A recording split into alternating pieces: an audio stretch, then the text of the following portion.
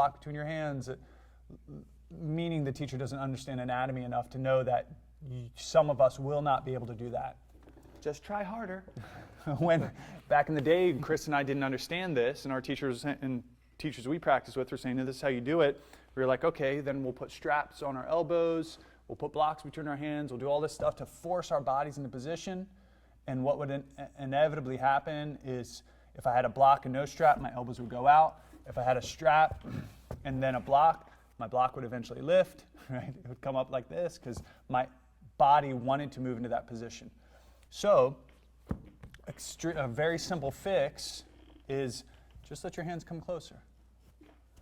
Right? As the hands come closer, now the rotation is there, right? So the rotation, it allows my arms to rotate fully, to get my palms to go flat, and now my elbows won't slide out. Because my elbows do slide out, I talked about this yesterday, now my shoulders are floating. Remember I was talking about long bone principle yesterday, guys? You remember that? Right? I want the long bone principle. I want the humerus bone, the upper arm bone, to be stacked over the shoulders to carry the weight of my body when I come up. I don't want it wide and floating. I have enough muscular energy to be able to hold myself there, but it's not, I'm not stable, I'm not integrated. So in order to keep this structure, the idea is don't let the tail wag the dog. Don't force the extremities of the body in one position and compromise the more proximal stuff, the stuff closer to the inside, the core. Keep the core aligned and let the extremities shift. And you'll practice safe, right? Does that make sense? So when we're rotating, so forearm balance is an easy place to see it, right? Oh, just bring your hands together. Well, what about if I'm in down dog? All right, so if I'm in down dog, it's the same principle.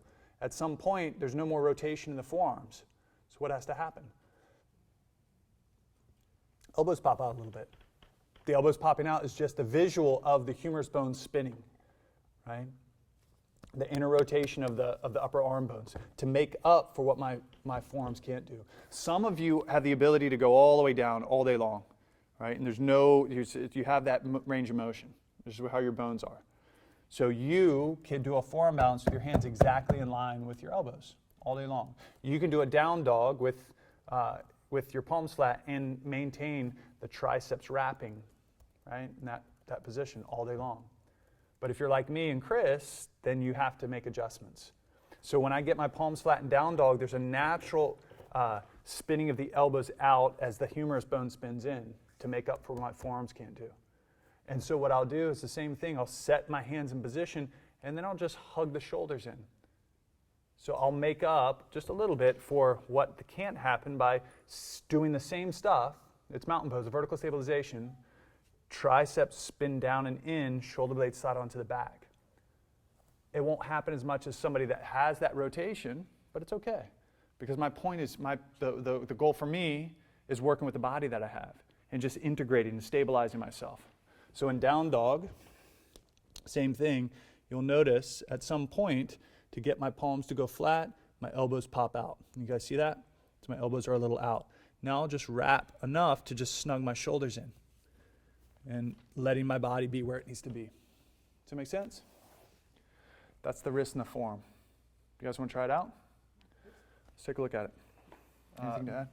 Becky asked, is it okay in a forearm balance to not even have your palms flat, but to actually make fists? And the answer is yeah, absolutely. Why? Because it's the same principle. The joints that are closest to the axis, the spine, are the priority for you in terms of alignment, which means you can misalign the joints that are farther away. Really, if you look at it, then it's the spine, the shoulders, and the hips. That's really our priority, right? Everything else can be subtly adjusted to accommodate for those joints and the alignment there. We taught a student who had some, I think it was some wrist or some forearm injuries from her career. She was actually in the circus. Did we ever tell you that? So she could Super not. random. She was like, yeah, I was in the circus. I got an injury and I can't do this. She could only pronate to here. She couldn't go there. And so she had to do this. And she could do a forearm balance like nobody's business. It was awesome. Yeah, I guess there was a bigger rotation in the shoulder. Yeah, bigger rotation in the shoulder, and sometimes she would just, instead of down dog, she would stay in a forearm, basically a dolphin, with her palms this way. because this is easier with your forearms grounded to maintain that position, because try to do that with your arms straight and all of a sudden that makes it way more challenging. The point is, yeah, she could do that all day, and she just trained herself to be able to do it because of a limitation. And we're saying that's an extreme, but it also paints the picture of what's possible when you have limitations here. Like for us, we got to put hands on top of one another. Cool? All right, let's give it a go. Cool. Wait, for both of you guys? Yeah, for both of us, yeah. Yeah, we have very similar structures. Okay, so let's put one arm out and then spin the palm up.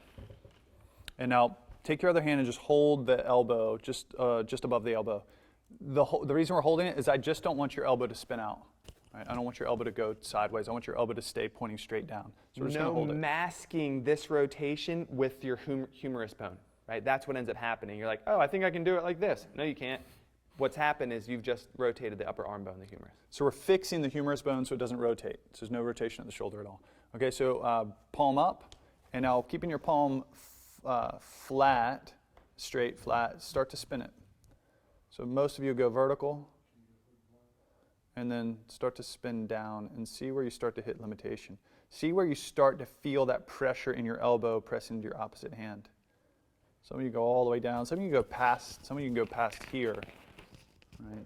And you'll feel where it is, and you'll get a sense of like, oh, so if it was flat, and we'll do that in just a moment. If it was flat underneath me, what do I need to do to get that palm to go flat? Some of you don't need to do anything. You're already there. Some of you, in order, like if you see where I am, in order to actually get my palm to go flat, I have to have some rotation. And so my humerus bone, my upper arm bone just rotated a little bit to get my palm flat. Kelly, when you do that, like go way palm up and then catch here a little higher and hold it super tight and then start rotating.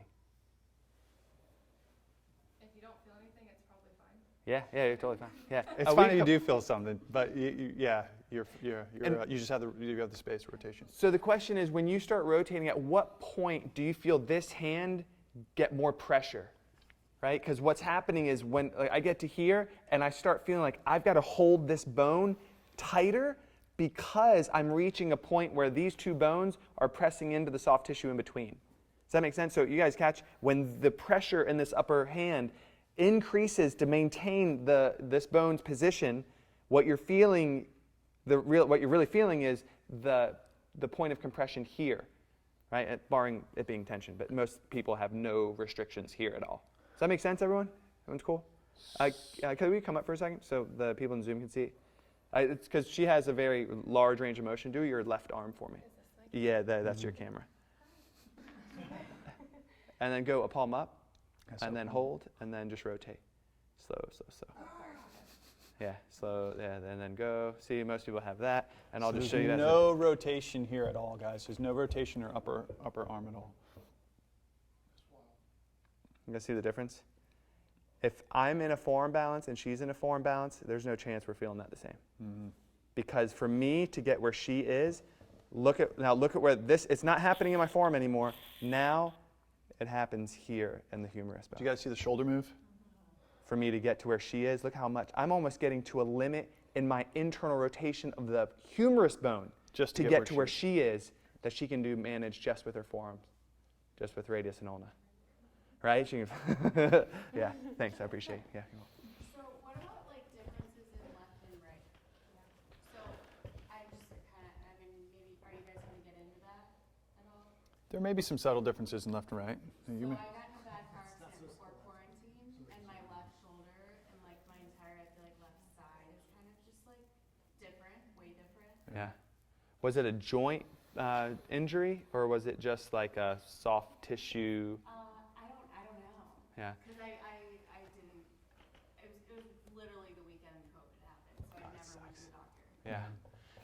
So you're who's right-handed, raise your hand. Right-handed if you raise your hand. Left-handed if you raise your hand. Hands on back. Right? You're going to have, your right side is going to be different than your left side.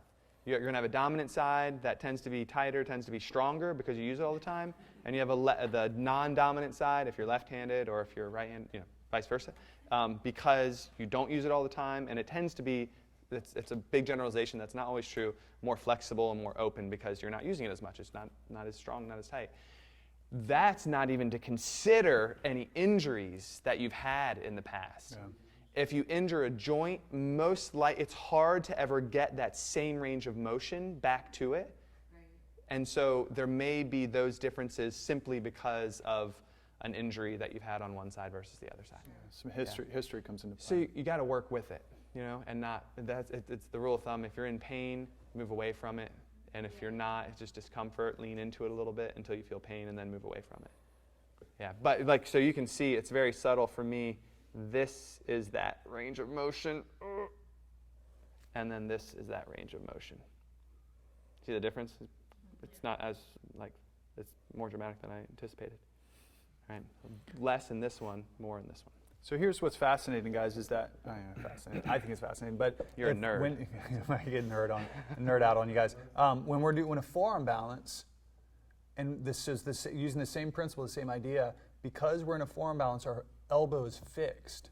Because our elbow is fixed, we can't rotate here. Right? I can't make up for this by rotating here. My elbow's grounded. Does that make sense? Right? And so when I go into a forearm balance, if my idea is that my hands have to be in line with my elbows, when I force that down and actually come upside down, we'll start to feel that happen. Right? The elbows will start to splay out. And then I'll lose integration, lose structure. As opposed to when I'm in down dog, now my elbows aren't fixed. In order to make up for this, you guys don't even realize it's happening for those of you who have that limitation in the forearms, you naturally just have this. Your upper arm bones naturally do enough of an inner rotation to make up for that. Does that make sense? Right? And so you're just there. And then you integrate and do all the vertical stabilization cues, but you're just there. Right? So it's really dramatic. So let's try it. Let's bring your elbow down. Bring your palm up. Elbow down on the floor. So as if we were setting up for a forearm balance. You can do both arms if you want to. And then slowly spin the palms. So that's the rotation at the forearm. Slowly spin the palms down and see where you land. All right, so I'm right there. And then I'm forcing, and this is another way of fixing the elbows down as opposed to what we did before where I caught it. Now I'm using the floor to keep me from moving. And in order to get my palms to go flat, I need Chris to stomp on my hands, right? There's no way they're going to go flat unless I would do that for you, John. Unless I make up for it in my wrist a little bit. And you guys see how my wrist just bent, right, and spun a little bit because I had that rotation in my wrist. But that's only going to make up for a little bit if I go upside down. Now that I start put pressure in my forearms with my body weight, my elbows are going to want to splay to make up for what this can't do. Does that make sense? So in our own practices, when we're practicing, let yourself understand where your limitations are in this, and we're going to do this throughout the entire body. And then for you, understanding that, it allows you to be able to see your students and get a sense of, oh, this is what they're working with. This is what they're dealing with. Somebody's in a forearm balance, and they're like, elbows splaying. You come out, bring your elbows underneath your shoulders. Now bring your hands together. And all of a sudden they'll have structure when they come up. Or in a down dog, right?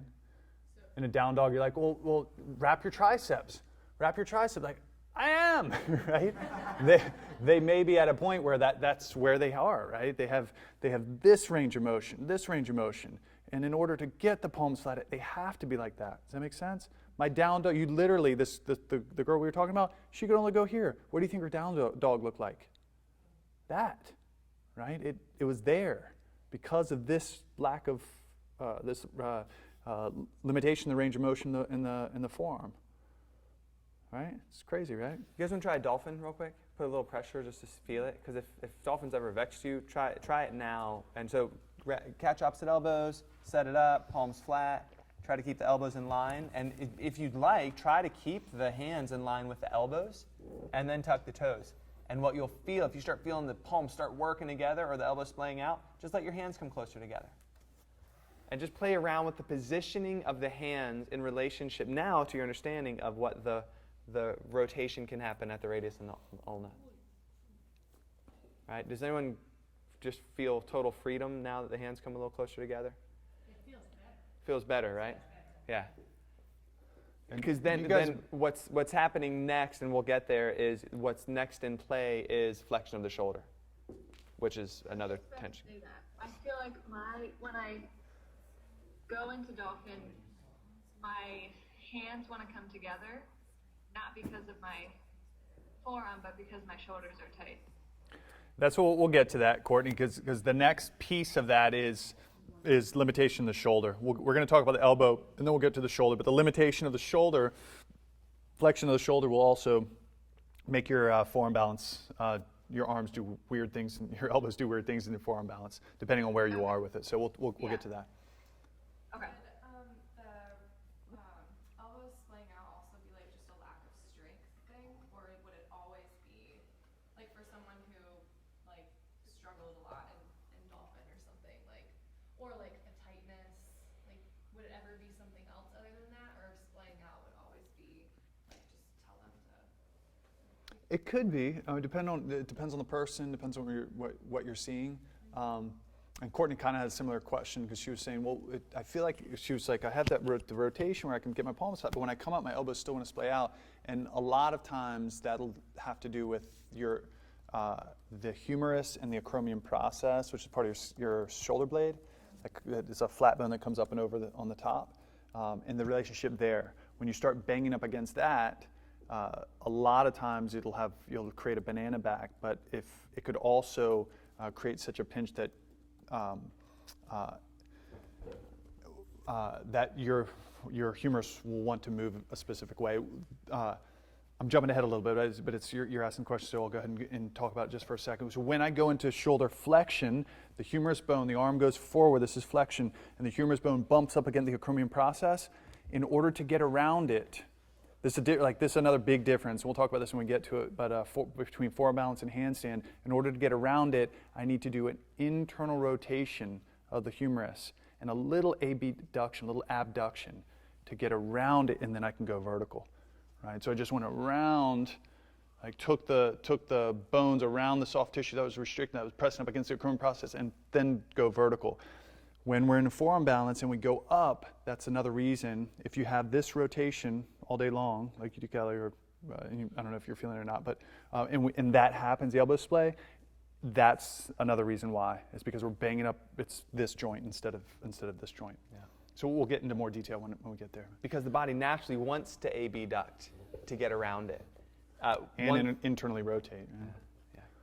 I know we talked about this I think 2 sessions ago, 2 trainings ago. You were talking about having to come around. Y'all have is there any difference in then going up and over? Because I know like a lot of things like we've been looking at and like going through like handstands, like I can't really go around. So like I'll hit that point, but if I can push it with my traps and get around, like I have to go up and over. Is there a difference? Not really. Is what ends up happening when you go up and over. You're still bypassing that initial point of compression. However you work around it. It also would depend on like that, because what's happening is humerus bone, right, connects in. There's like the soft tissue, like the shallow ball and socket, and then the acromion process. The position of that acromion process, if it's tilted up a little bit, one way or the other, if it's, there's so many, this is the uniqueness, right? And it's fascinating because I don't know that, but I know that all it takes is a couple degrees of lift, and all of a sudden that person's gonna have way more range of motion, right? And meaning you may just be able to, what ends up happening is you may not be actually bypassing it, you may just be elevating clavicle and scapula higher.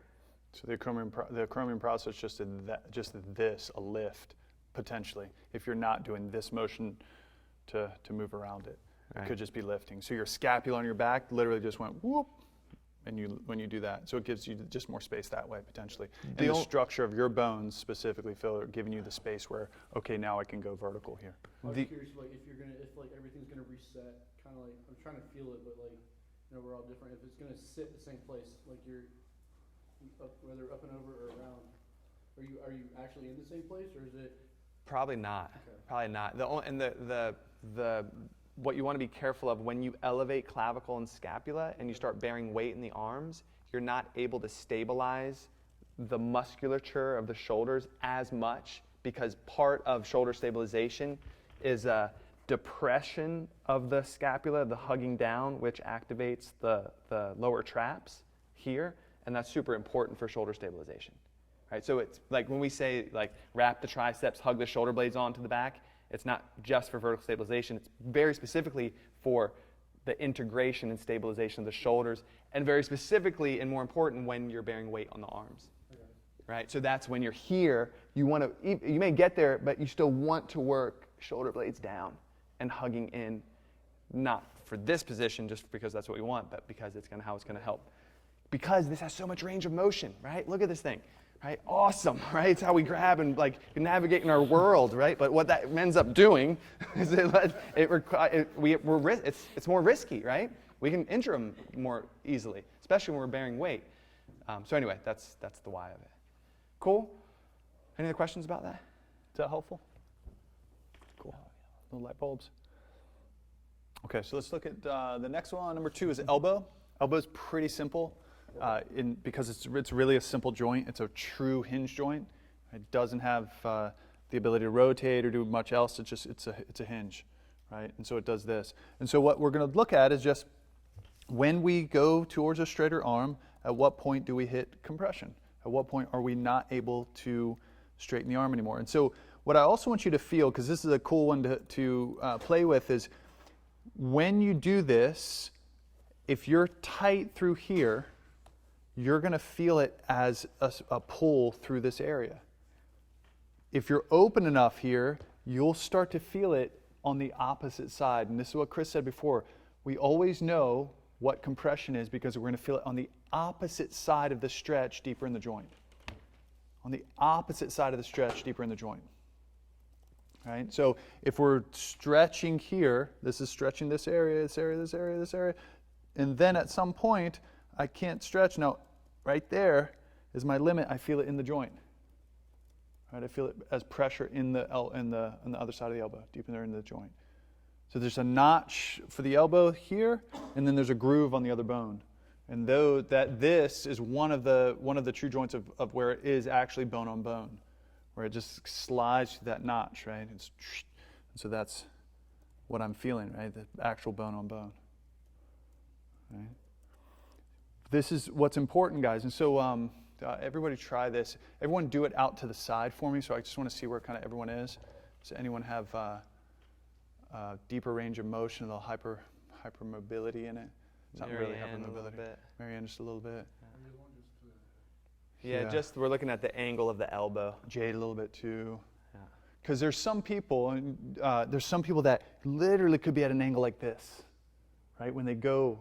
Yeah, Denise. Right, could literally be down here. And it's not, guys, it's not. Oh, yeah, Allison for sure. Yeah, Allison probably got the most pronounced one. Will you come up and let the Zoom people come up here real look fast, at your uniqueness? So it's important to understand this, guys. Michael Jackson action. So Right. you guys see this. So you see how this is where it would be parallel to the floor, that bone parallel to the floor. To really get it, look at this angle right here. You see that? Do you guys see that? This doesn't mean that she's more open. It just means this is open, and this is like open to, probably it's fully, where do you feel it? Do you feel it in here right now? Yes. Okay, this is as open as it's going to be, right? She's not going to be able to open this anymore. She's now feeling it as stuck feeling, as pressure here in the joint. So this is bone-on-bone compression. Right, thank you so much, appreciate it. And so what that means, guys, is, what that means is that she just needs to be able to monitor her elbow in specific poses, that she's not putting too much pressure there. It's easy to see in the elbow. So the elbow's a great example because it's easy to see, and we're like, oh yeah, duh. We're not gonna just crank my elbow, like arm bar myself. Right? Go try to get it super flexible where it's down there. We kind of get that. We can see it, but what we miss is the neck. What we miss is the low back. What we miss are the hips. Right? We get into these other joints and we're like, I should be able to be super flexible. I should be able to get my neck to come all the way back. I should be able to back bend all the way so my back of my head touches my butt or my backs of my legs at some point, right? We miss that. Like there's this never-ending ability to be crazy flexible, right? And it's not the case. Right? We have to understand where compression is because there's our limit. We can play with compression. We can like ease into compression. Right when you hit the compressive point in a joint, you can play there a little bit. It's okay, right? It builds bone density. Like little compression's okay. But knowing what it is, feeling what it is, understanding that it is compression is going to save our asses. It's going to allow us to be able to practice our entire lives. Because if we don't understand it, we are going to think that we can keep pushing and pushing and pushing, and I can drive this elbow so my forearm is down here eventually, and I'll injure my joint. Right? This is hands down one of the number one causes of injury in yoga, is not understanding this principle of tension and compression. Where people get themselves into a position and keep driving as if they can go deeper and deeper. It's like being in full splits, guys. You hear me get on my soapbox every time you guys are in full splits. It's being in full splits and thinking the goal is to get my hips down to the floor. That is not the goal of full splits. The goal of full splits is to open up the back of the front leg and the front of the back leg, right? To open up the hamstring group and then the quadricep and hip flexor group in the other leg, right? That's the goal. And for some of us, because of this principle, tension and compression, we'll never get our hips down to the floor. We'll get more into that when we get to that section. But this is what really the highlight of all of this stuff, as we go into the detail of it, is when we understand the difference between tension and compression in our bodies, then we can teach our students the idea of tension and compression in their bodies. And if they can grasp this, holy shit, you put them on a path to be able to practice their entire lives without getting hip surgery or shoulder surgery at some point because of yoga practice. Does that make sense? Cool. So with the elbow, the intended release is here, right, through the bicep. And when you stop feeling it there and you start feeling it on the other side and deeper in the joint, so if anyone's like, well, I don't know, is it tension compression? The question is always, well, where are you feeling it? And then have them go through the range of motion and then just see, like, is it there? No, I don't feel it there. Like, remember John said, are you feeling it right here at Allison? She's like, nope, I feel it right there. It's in the joint. That's where she's feeling it, meaning she's reached she's opened her arm up to the degree that it will ever go. Now, again, a little bit of compression, all good, right? But if you're pushing and pushing and pushing and she starts feeling pain, do you ever feel pain in your elbow?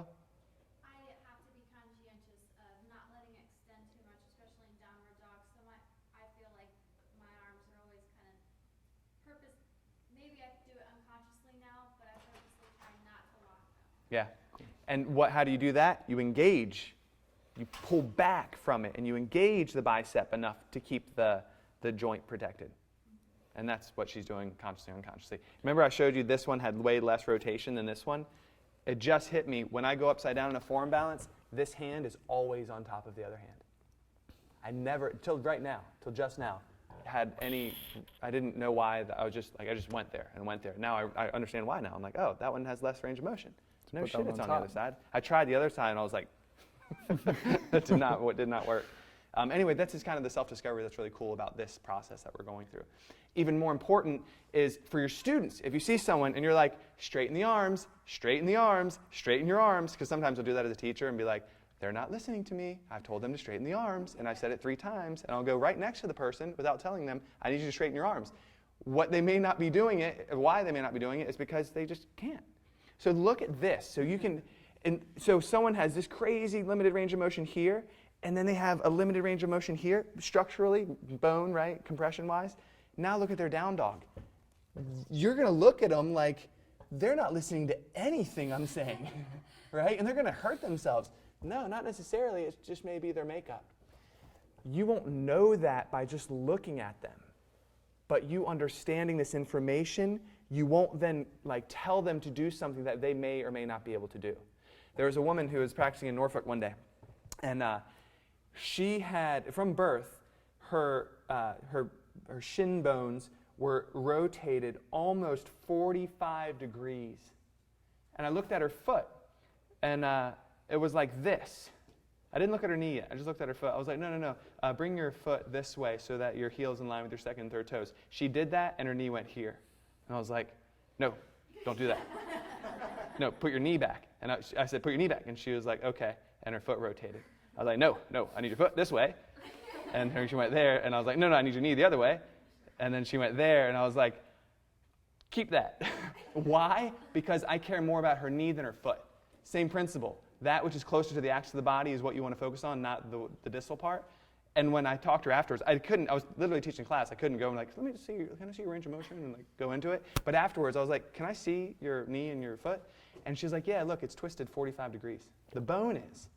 So I was like, okay, cool. This is what you need to know. Don't worry about where your foot is, what your foot's doing. Look, see how my knee is pointed this way? Her knee was straight forward. This is the point, is like I tried to tell her in the moment, not knowing, to reposition herself, and she was like, okay, I'll do it.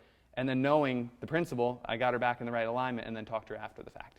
This is the gift that tension compression will give you, is an understanding of potentially what's going on with people so that you can guide them into a lifelong practice with health and safety in mind. Cool? So that was the forearm, the wrist, and the elbow. All right, let's take a look at the shoulder. And so we talked about this just a little bit, but in the shoulder, what we're looking at is, obviously the shoulder has all the ranges of motion, right? It has flexion, it has extension, it has abduction, it has adduction, adduction, it has rotation internally and rotation externally. Did I miss any? I think that's all of them. All right, and so what we're going to focus on is flexion, and we may talk about abduction also. So when I flex, when I take my arm up and get flexion, it's flexion at the shoulder, right? So the humerus bone in relationship to where it meets the body. When I flex my arm up, at some point, for all of us, we're going to hit compression. For some of us, for me, it's literally like right there. So right here, I hit compression, but then I can squeeze that soft tissue between my humerus bone and the acromion process enough to go here. Right there, I feel a lot of pressure. John, Right. where do you feel that pressure? In the joint, in the joint, right? So here, yeah. So that's a really great point. So as I'm doing this, if I'm newer to yoga, I'm just practicing for the first time, I'm going to feel this as a pull here, right? This is the stretch, right? It's going to pull from the pec group and the serratus group and these muscles here, lats, and then as I get to that point, right, where I'm open, I practice enough, all this area is open, then I start to feel it on the opposite side deeper in the joint. The opposite side deeper in the joint. And this is like literally where I'm feeling it. That's compression. This is actually compression for me, and then I can squeeze the muscles between the bones a little bit, and I can get to right there. What's challenging with this movement is that you'll very quickly lift higher by elevating the clavicle and the scapula. So it masks it. You're like, oh, I think I can go all the way back here. But you may actually not be able to. What you may be doing is like John reaches the point of compression here, and then this whole thing just tilts back, right? You see, and the way it does that is by elevating the clavicle here and the scapula here. Does that guys make sense? And there can be a subtle movement of the shoulder blade doing that, right? Just shifting a little bit if you have enough space, right? So if I'm looking at this, and this is my limitation, and I were to come into down dog, right? Down dog, and it's the same motion, guys. Me doing this is the same motion as me doing this. It's flexion of the shoulder, right? Except I'm just moving my body instead of moving my arms because my hands are fixed, right? And so if I fix my hands and they do that same motion, at some point, I'm going to hit compression. And it is right, for me, it's right there. So I hit compression here, and then I can squeeze into the soft tissue a little bit and go there. So bringing it back to what we were talking about, as a teacher, you may see somebody here, and you're like, you got to drop your heart lower. Drop your heart a little bit lower. You're just tight, drop your heart lower. And if they're not feeling it as a pull here, they're feeling it here, they're at compression already. Right? And if they don't understand this, and as a teacher we don't understand this, and we're encouraging them to press and push, go deeper and deeper, they're not opening anything. They're pressing bone into soft tissue into bone and could risk injury in their shoulder, right, over time. Go ahead, Susan. So when Chris does that, he looks like his shoulder kind of bends when he's in down dog, and that's because your compression point is further back? It could be. Different spot, is that? Do you mean when I go, if I'm here, let me get him down now. Okay. He could be rotating also, like getting around it, which is where we're going to go in a minute. How do I get around that piece of it? So if I go lower, I start feeling the pressure in the joint right here. Now I could go more and feel it and increase it and increase it. Right about here is where I'm like, yeah, no more. Now, that's me not allowing the abduction and the internal rotation. If I did that and I bypassed it, now, and there I have to also elevate. You guys see, it's harder to see with my shirt on, but I just elevated my clavicle and scapula to do that as well. Now, if I wanted to, I could go here, but now I'm risking injury because I have to disintegrate to get my body in this position. And then the question is, for what point, right? To what end, right? So for me, when I'm grounding the thumb, and remember, I have to have an internal rotation of my humerus bone just to get my palm flat, because we've seen that here, right? You guys know that's part of my anatomy. So this has to happen. You're like, well, wait, aren't you supposed to wrap the tricep to stabilize the shoulder? Yes, but I also have to allow for my anatomy. So I'm allowing for my anatomy by allowing my humerus bone to rotate in, and once I feel that and I've got it, now I'm hugging, I'm still working. It's very subtle, but it's just for muscular engagement, a wrapping of the tricep and a setting of the shoulder blades onto the back. So now my shoulders are stabilized as I start working lower into that point of compression. But this is where I just play. Like, is that too much? Is it not enough? Do I want to be more muscular and move away from it? Or do I want to stay stable but feel more organic and work into it? So we have to position the body with the uniqueness of our bones, obviously with the tightness of the muscles too, right? Because a lot of you guys, well, not as much you guys because you've been practicing for a long time, you have rocking practices, but your students are going to be coming in with tight bodies, with a lot of tension, right, in the soft tissue. And so in the beginning, a lot of times they're just moving through that tension to get to get through through the soft tissue, I guess the best way to say it. But at some point, if they practice with you long enough, they're going to be bumping up against these compressive points. And so as a teacher, understanding this and being able to very quickly say, where are you feeling it? And if they point to one area, you know, oh, that's tension. They point to another area, oh, that's compression, right? The same example of that, the person comes in and they're in down dog and they're doing this, and you're like, okay, where are you feeling it? And they're like, oh, I'm feeling it here. Like, oh, you just got some work to do, right? You're tight. You just got to open that area up. But if they're like here and they're like, oh, where are you feeling it? Oh, I'm feeling it here. Oh, they've hit compression. They're not going to be able. You could literally say, hey, show me, like, straighten your elbow and tell me where the limit is. And they go here, and they're like, oh, I feel it right here. You know, okay, they just have crazy limitations in their bones, and that's where their practice is. You know, so it's their uniqueness that we like. So with our practice in our bodies, we find the uniqueness of our bones and we set it up, and then we integrate. Using vertical stabilization, we still wrap the muscles as we want to wrap them to stabilize the shoulders, to stabilize the wrists, to stabilize the hips, or whatever the part of the body is. Does that make sense? You guys tracking? Did that answer your question, Susan?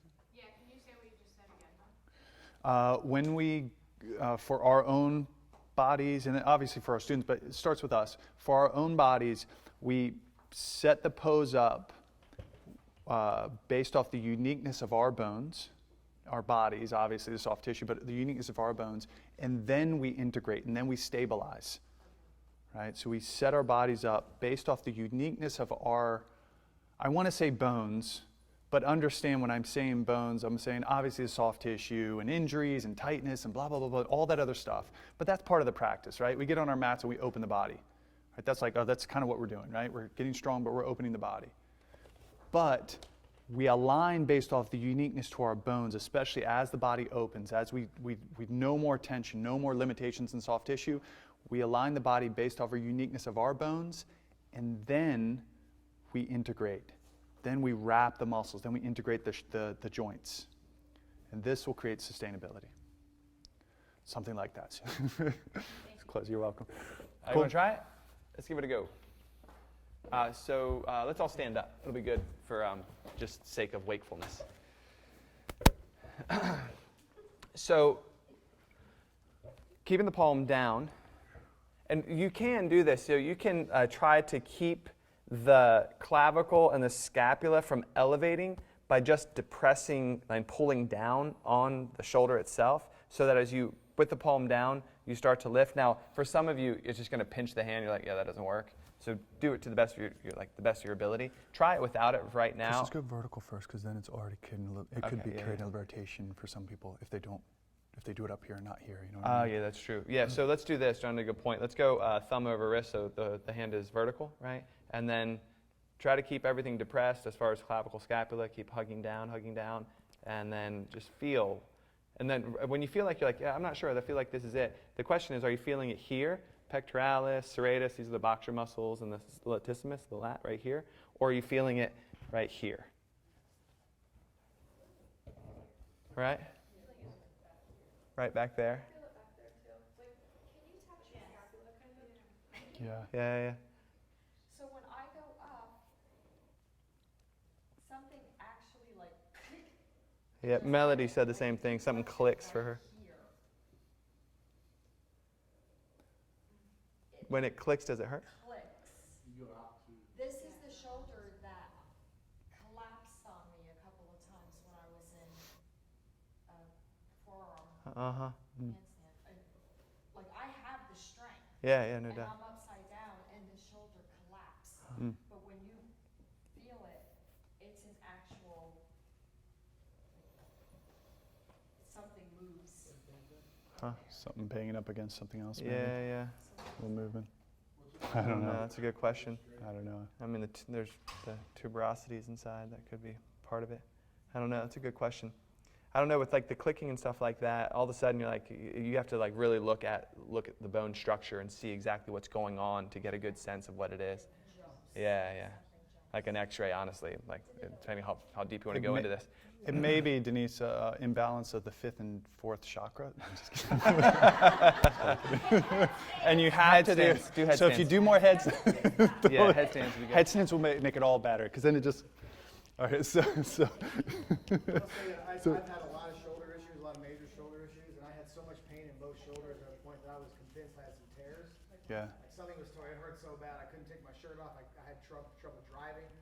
And then when I got my MRIs done, they're like, no, it's just a major impingement. Like there's enough swelling in there that it was grinding and bumping. Like just doing this was just excruciating.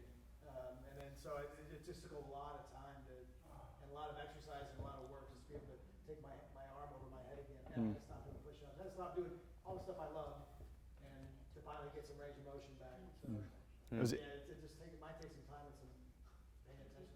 There's so much junk going on there. It couldn't be just catching on Yeah. stuff.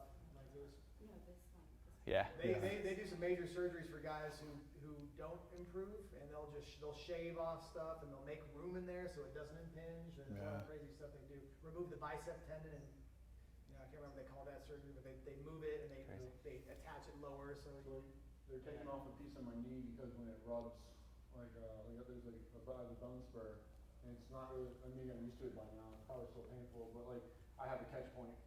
That's why you'll see me like do this a lot. It's because it's locked almost. And I can't get past that. And I have to like find a way to basically force past it. So they're just gonna actually remove the physical block in there. But like yeah, it'll like pop and release. And I can feel like that. Whatever I forgot he called it, like push past the bone. It's first chakra. Just kidding. Sorry, it could be first and second chakra. Totally root chakra. I was going there too. It's like it's all root chakra. But you know, it's funny. In this realm, right, in the yoga realm, you hear a lot of, and forever and ever we would hear it too of this idea that yoga will heal everything. Just get on your mat and do yoga, and you'll heal everything. And that surgery is bad, and yoga is the best thing to heal all of it. And it's absolute nonsense. There are things that are going on in our bodies that need, like surgery is. Now, don't get me wrong, there are knife-happy doctors that want to cut you open for every little thing. There is that in the world.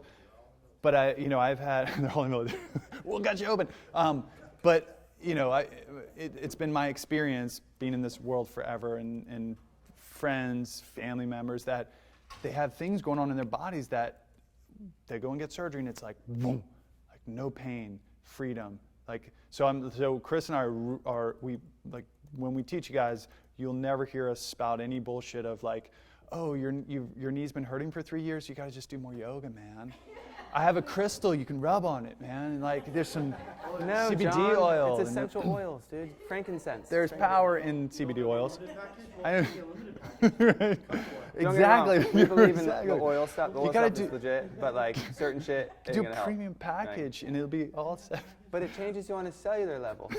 You ever hear that? There is, Well, right. So there's benefit to alternatives. There's benefit to some mainstream and things like that, and we have to find the balance within ourselves. So here, a great example of it. I had it was from martial arts. It's getting, it's in jiu-jitsu they call it getting stacked, where you have somebody in guard and they lift you up and basically drop all their weight on you, and so you're literally like in like a shoulder stand, which we don't teach, but you're in like in a shoulder stand fighting from this position, and you have 200-pound guy on top of you, maybe more.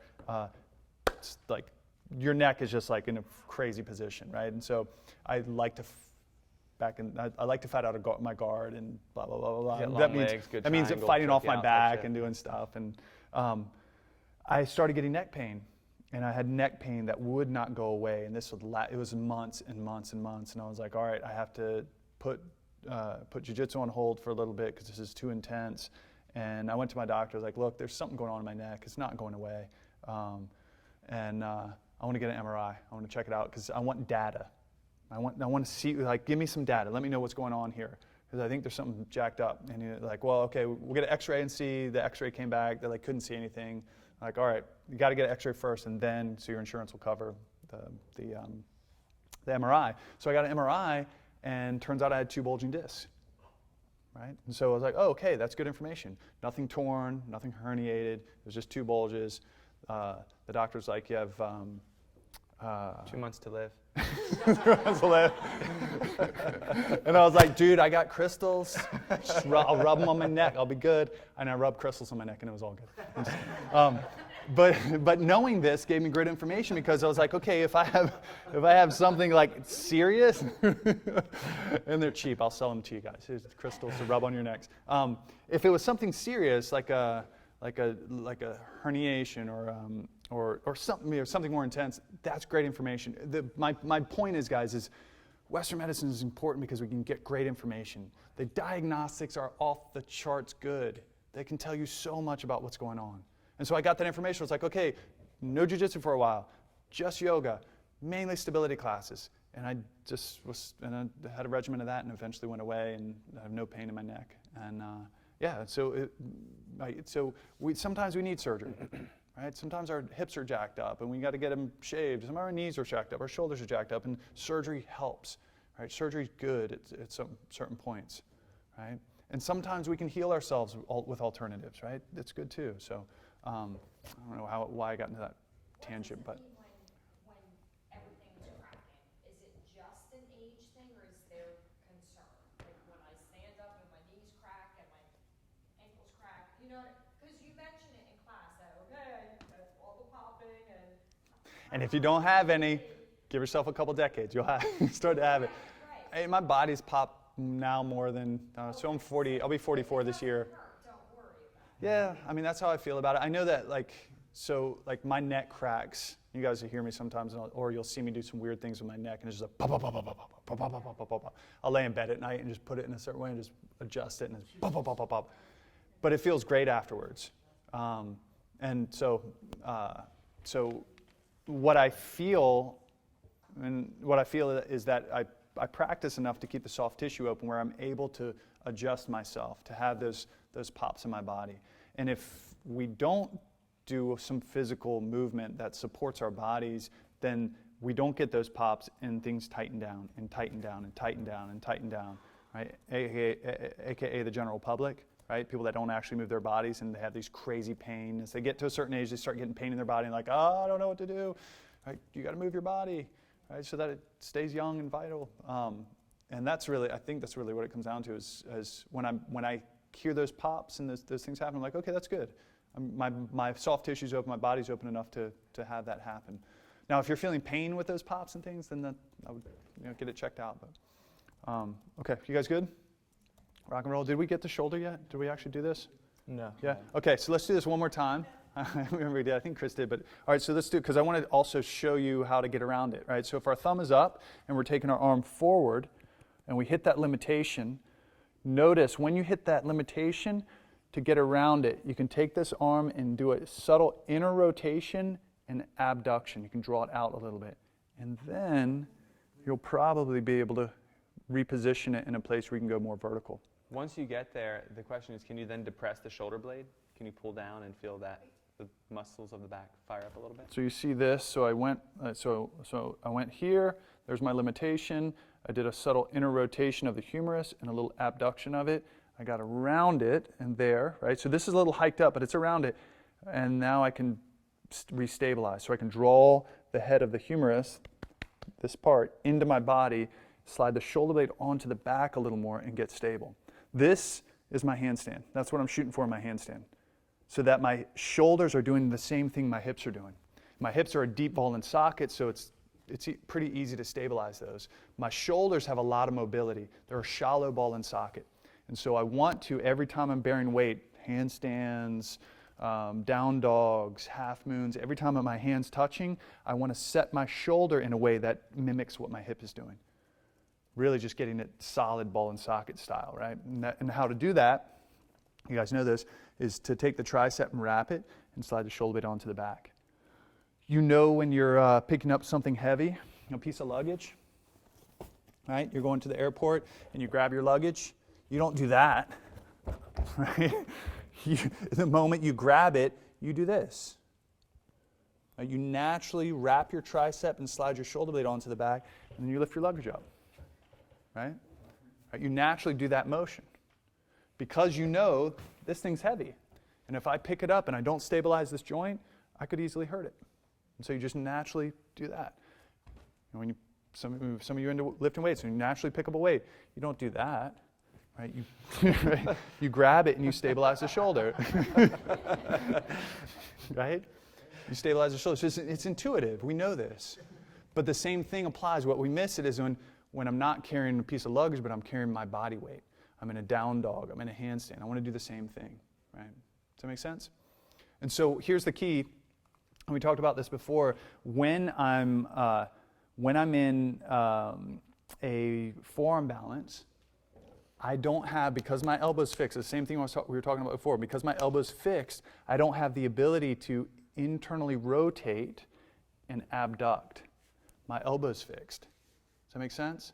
So when I'm coming up into a forearm balance, if I don't have that range of motion, I can't get around it. Do you guys tracking with me? This is important. If I don't have that range of motion, I can't get around it because my elbow's pinned, my elbow's fixed, my humerus will not internally rotate, and it will not abduct. It won't abduct. It won't move out. So some people, some people have a harder time with forearm balance because of a limited range of motion in their shoulder. They can't flex it. They're stuck at like this angle. And so if I'm stuck at this angle, this is what my position is going to be when I go into a forearm balance, because I can't push it back anymore. So they struggle with it, and they're in a banana back, and their body's all over the place because they simply just can't get to that position. Do that again real quick, and keep the shoulders. Notice the shoulders, how far forward they are of the elbows. They have to be. So if someone's super strong and they go upside down, for them to be able to be there, because their shoulders are so far forward, their hips are going to have to stay back, but to find their plumb line, their center line, the gravity line, their legs are going to have to go this way. That's why you see a lot of people with this huge banana back and the legs going this way. The function isn't that they're not integrating, they're not doing all that stuff. It's just that they don't have this in the shoulders. And they can't rotate around it because the elbow's fixed. So they can't inwardly rotate. You guys make sense? So if you don't have the range of motion, the thing you can do is that what you mean, shoulders? I would say for those people that can't get it, they're better off doing a handstand. Because, and this is where we're going, because if I go in a handstand and I hit that range of motion, I'm not pinned. I can internally rotate, I can abduct, and I can get around it to be able to go there. Does that make sense? Right, so handstand, right, so a handstand is easier for some people than a forearm balance. Easier in that the joint's in play. If everything was the same for all of us, every pose felt the same, looked the same, obviously a forearm balance is easier because you have this much surface area to balance on. Right? It's a lot. It's an easier pose if you have the range of motion in your shoulder, if you have the range of motion in the forearm, right? But if I don't, right, handstand, and you see I'm this much surface area to balance on in a handstand. You guys see that? Right? That's way easier, a lot more surface area to balance on, way harder if everything's the same. But if my shoulders are limited in its range of motion, it's going to be easier for people to pull off a handstand simply because I can take my shoulder out of play by just some movements in the humerus. So if you see somebody who's like that, do you go up to them personally and say, hey, why don't you try a handstand? Because I think you might have limited shoulder mobility. Or do you just kind of let them do it and find their own center of gravity and hope they don't crush, their lumbar spine by doing that? So Well, it depends. I would first, in the moment, I would say, hey, let's do this. Check out a handstand. I think it'll work better for you. And then after the class, I would go over and say, hey, when you do this, where are you feeling it? And if they're like, I feel it here, like, oh yeah, then stay with the forearm balance because there's some stuff you got to work through to be able to get more flexion here. You see what I'm saying? So they may, looking at it, it may not be the joint issue. It may be like super tightness here. yeah. Could be, and I don't know until I ask them. So I would ask them where they're feeling it when they do this. And if they're telling me here, I would say, oh, it's okay to stick with forearm balance for a while, but just don't go upside down. Before you go upside down, you need to work through the tension that you're experiencing here. And then over time, once they have that, they're going to be able to go upside down effectively, depending on where that point of compression is. But it depends if it's tension compression. You got to ask them. So I wouldn't prescribe do this or that until I know where they're feeling the range of motion. Yeah. Does that make sense? Cool. Susan.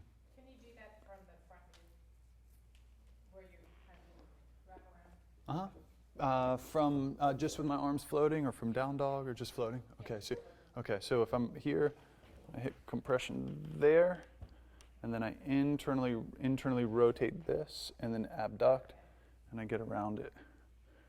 And it's a different position. It may not be actually around it, but it's in a different position where I'm able to go. Yeah, you're welcome. Let's do this. Let's all come onto our forearms and do a dolphin just for a second. Just a dolphin, and when you get in there, all I want you to do is attempt to rotate your upper arm bone, the humerus, in and out, and just feel how you get stuck, right? There's not a lot of movement.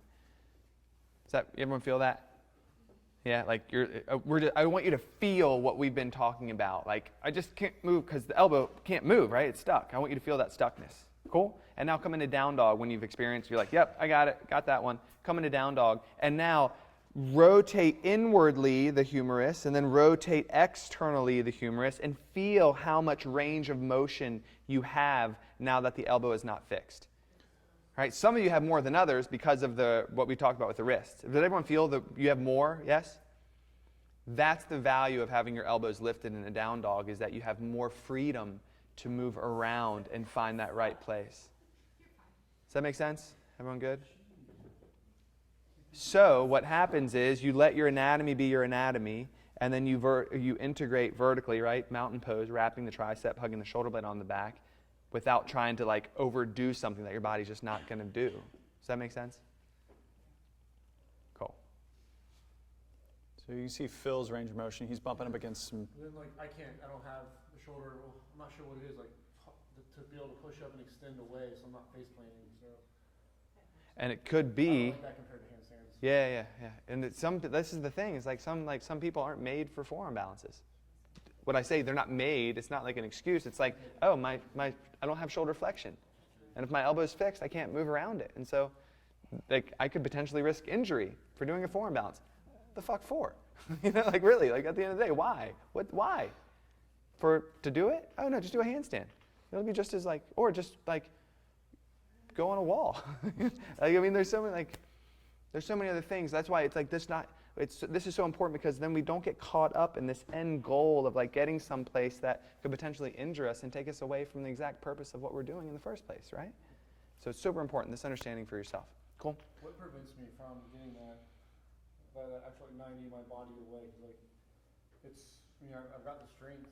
It's just Flexion, shoulder flexion. Probably shoulder flexion, Phil. It depends where you're feeling it. It's going to depend where you're feeling it. If you're feeling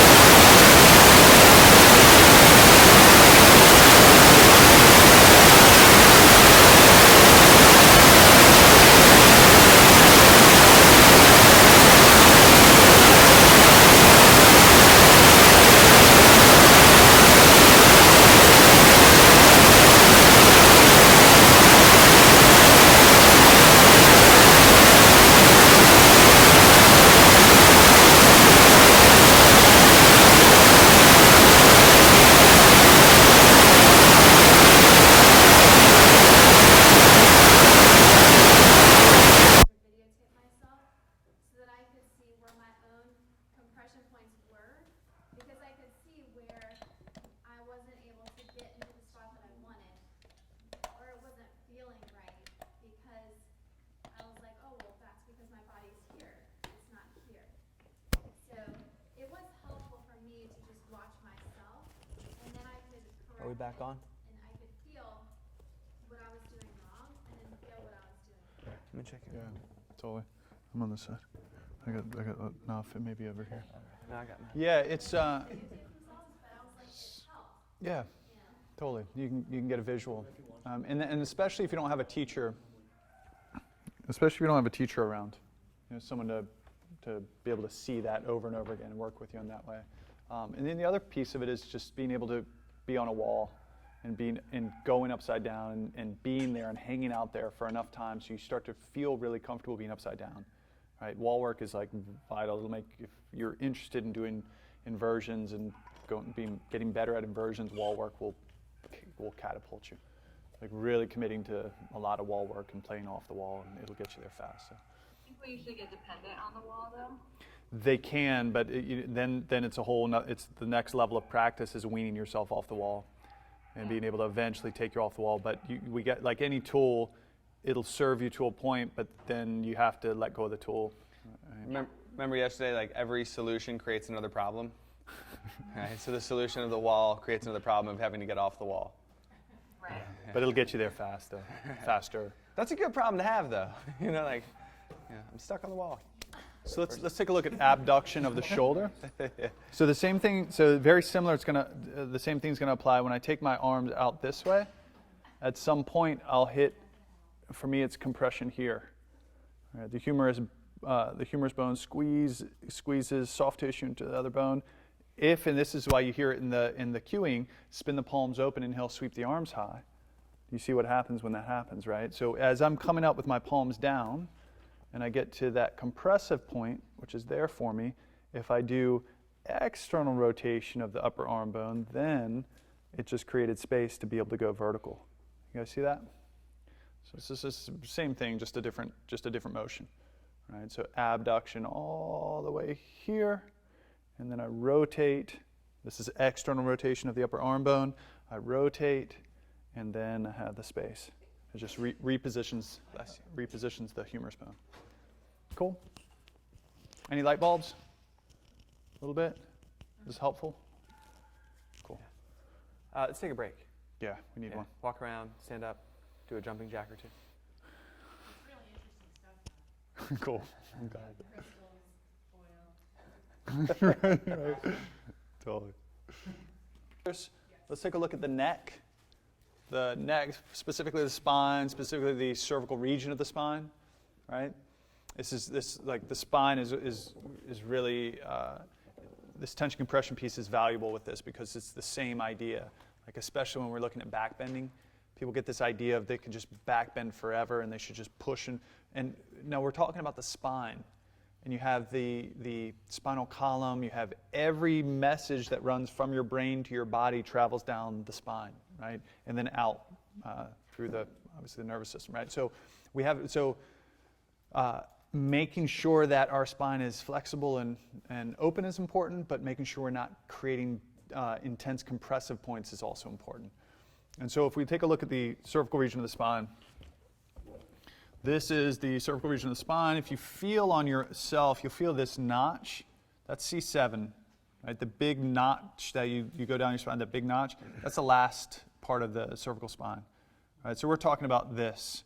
You have the atlas and the axis, the first two, and then all the way down to C3, 4, 5, 6, and then C7 is here, right? So that's kind of where it is.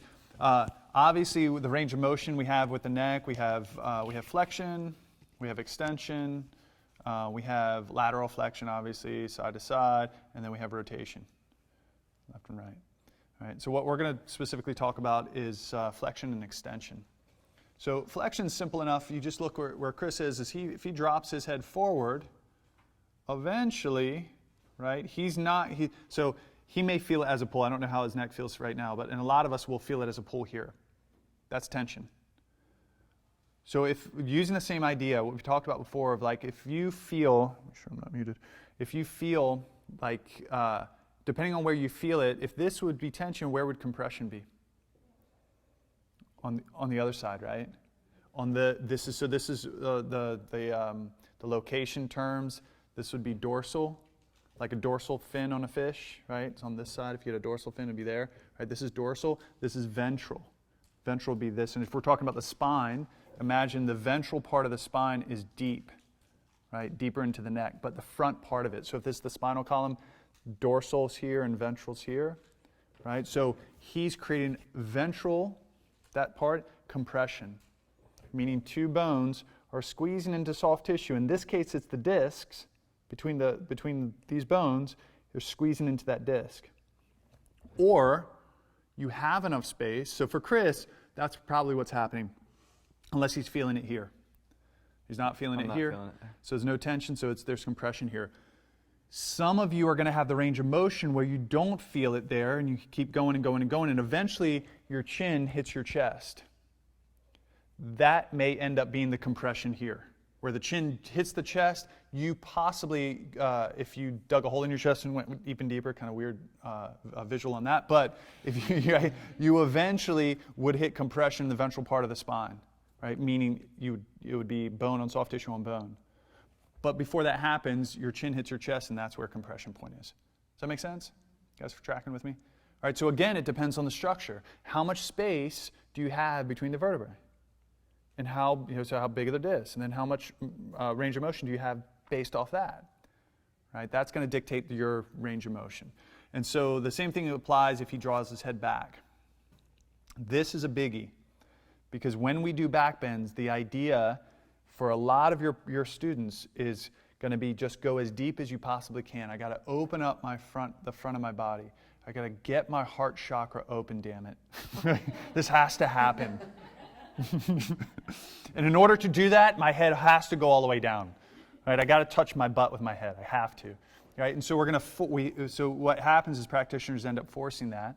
And what you'll notice, what Chris is doing for us, is he's giving us a visual of this motion happening, where right about here there's a compressive point, there's a focal point, right? So a little bit above that, totally fine. A little bit below that, totally fine. But right at that point is where the pressure's happening, right? There's soft tissue, there's a disc that's getting compressed right there.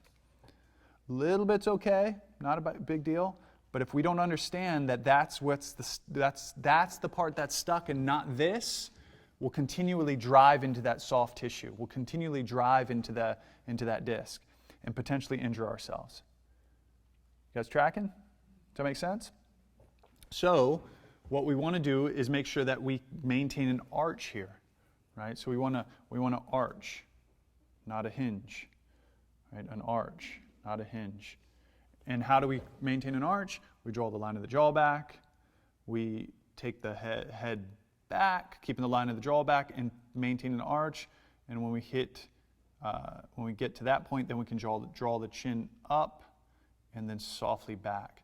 If you notice, if you guys can see that, there's still an arch here, right? He's probably feeling a pull here now too, right? Through the hyoid muscles, scalenes, the front these parts, the SCM, the sternocleidomastoid muscles, right? That's opening here. Notice this, right? So that's healthy back bend in the cervical region. Now show compression again, Chris. His mouth has to open a little bit, right? In order to that. That's not as healthy. That's more of a hinge. So there's more. Are you feeling it at a pinpoint right here? Mm-hmm. Right. So there's pressure at one point here. Do it the right way. He maintained an arch. Are you feeling a pressure point? So he's not feeling a pressure point in one specific area. He's creating an opening where he wants to create an opening, right? So the front of the throat. You could also argue the fact that there's also an opening happening in the ventral part of the spine, right? So there's some range of motion happening there because we have the small muscles that attach the bony processes of the vertebral column to the other bony processes, right? That's happening. But he's doing a healthy back bend for this region of the spine. All right, so the idea is line of the jaw back, then draw the chin up. You'll already start to feel a pull, and then draw the chin back. Not dumping into the back of the neck. Not dumping into the back of the neck. Not creating a hinge, but maintaining an arch. Please don't make me show that again. I won't make you show it. Guys, see that? All right, let's try it out. Questions on this right now? Check Zoom. Guys good? Questions?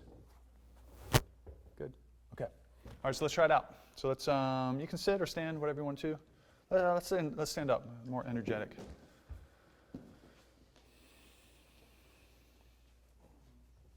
All right, so let's start by, first we'll draw the chin down. So we're just going to draw forward. And I want you to draw forward enough till you feel where your limitation is. And then notice where you're feeling it. So hold it there, and if your chin is touching your chest and you're not feeling it in the back of the neck, right? You're not feeling the back of the neck, there's a compressive point. And the compressive point is very simple. The chin is to the chest, right? Raise your hand if that's you. Chin to chest, not really feeling it anywhere, just, yeah. Right? If your chin is not touching your chest, it's not, and you feel a pull in the back of the neck, it's tension. Raise your hand if that's you. Right? And so it's tight, and there's just some opening that happens. If your chin is not touching your chest and you don't feel it in the back of the neck, you most likely feel it deeper in the front of the throat, in the ventral part of the spine, right, as a compression. Raise your hand if that's you. That's Chris. All right, cool. I'll check you guys over there. Okay. Sweet. Okay, so let's try the back bend. All right, so be easy here. I'm going to have you do it the bad way, right? I'm going to have you create a focal point. And so basically what we're going to do is very slowly just drop your head back. No integration in the front of the throat, just drop your head back. Don't hurt yourself, obviously, but just I want you to feel that point. Can you guys feel where all of a sudden one point of the back of the neck is pressure?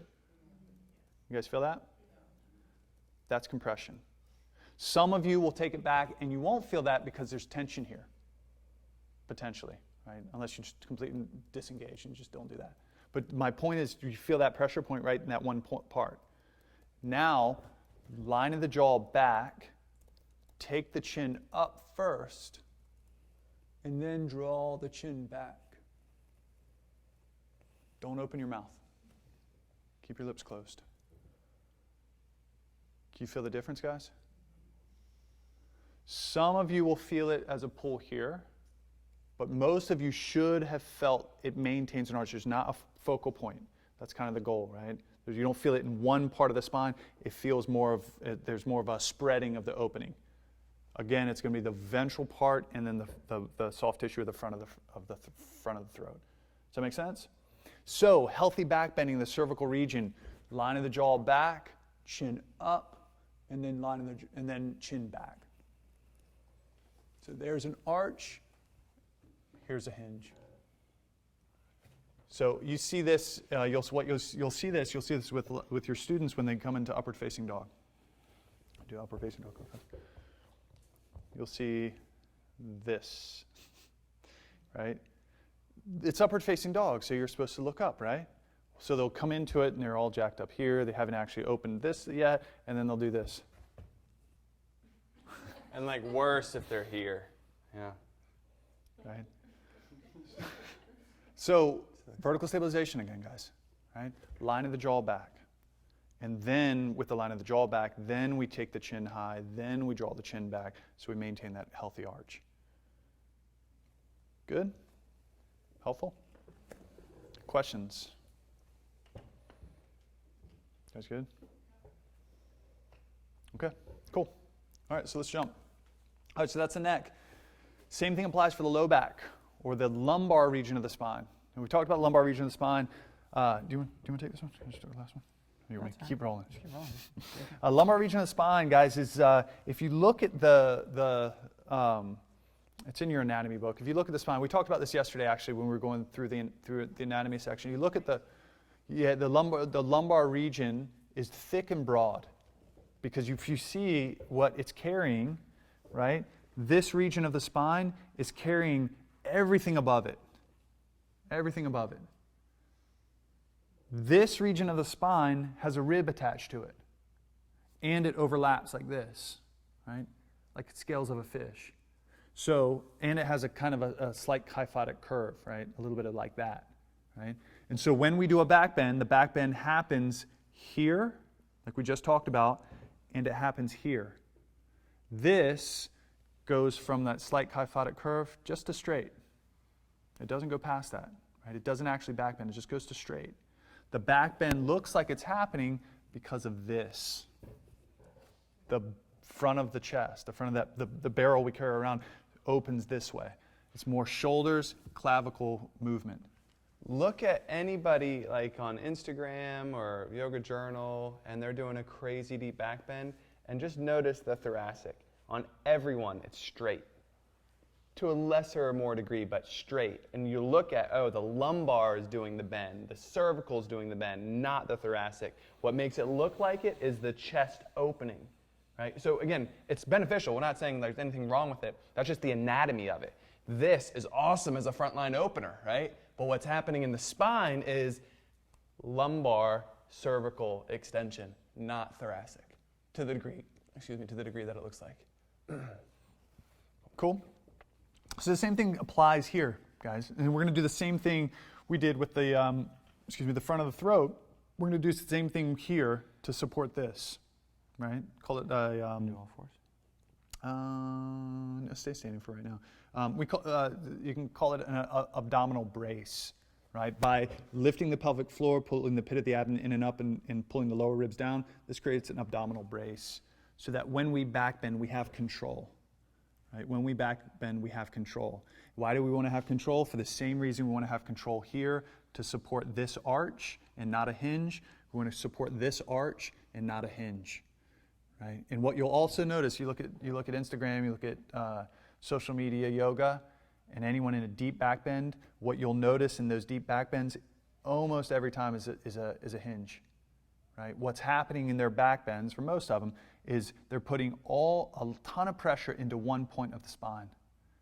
And if they don't understand this idea of tension and compression, they're going to drive into it. Because, I got to do full camel, right? I got to catch my toes. I got to do full whatever, right? I got to go so deep because they're missing the point of the practice. They're holding the high watermark to what it looks like and not how it feels. Hurry, take the picture. My back is about to blow out. Take the picture. Okay, I got it. Right? We want to make sure that we maintain an arch here as well. And how do we do that? Abdominal brace. Seal the core. Pelvic floor lifts, pit of the abdomen pulls in and up, lower ribs hugging in and down. The heart lifts, and then we take it back. Couple ways of doing that also. Once you start to take it back, this is still an arch. Do you want to do, what do you think, camel? Camel to show it? Yeah. Just jump in a camel, dude. I'll just throw myself in camel real quick. No big deal. Couple ways of maintaining an arch.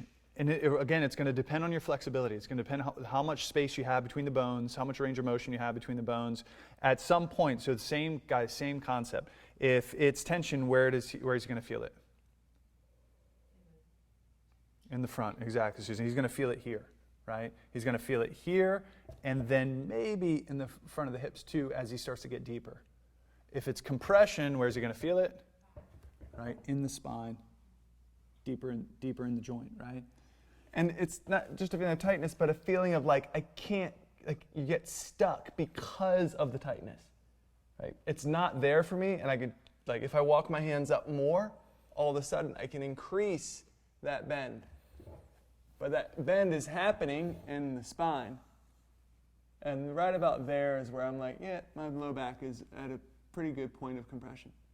And how do I know? Because I feel it in my spine, not in my belly. All right. In my belly.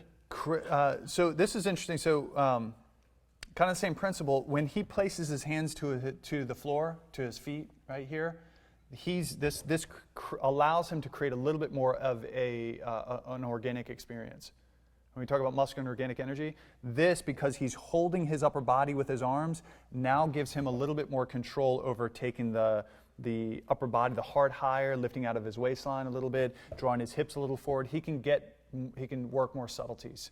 As opposed to, place your hands to your low back, as opposed to placing his hands to his low back and coming back, right? He's supported, but not as much as if they're on the floor.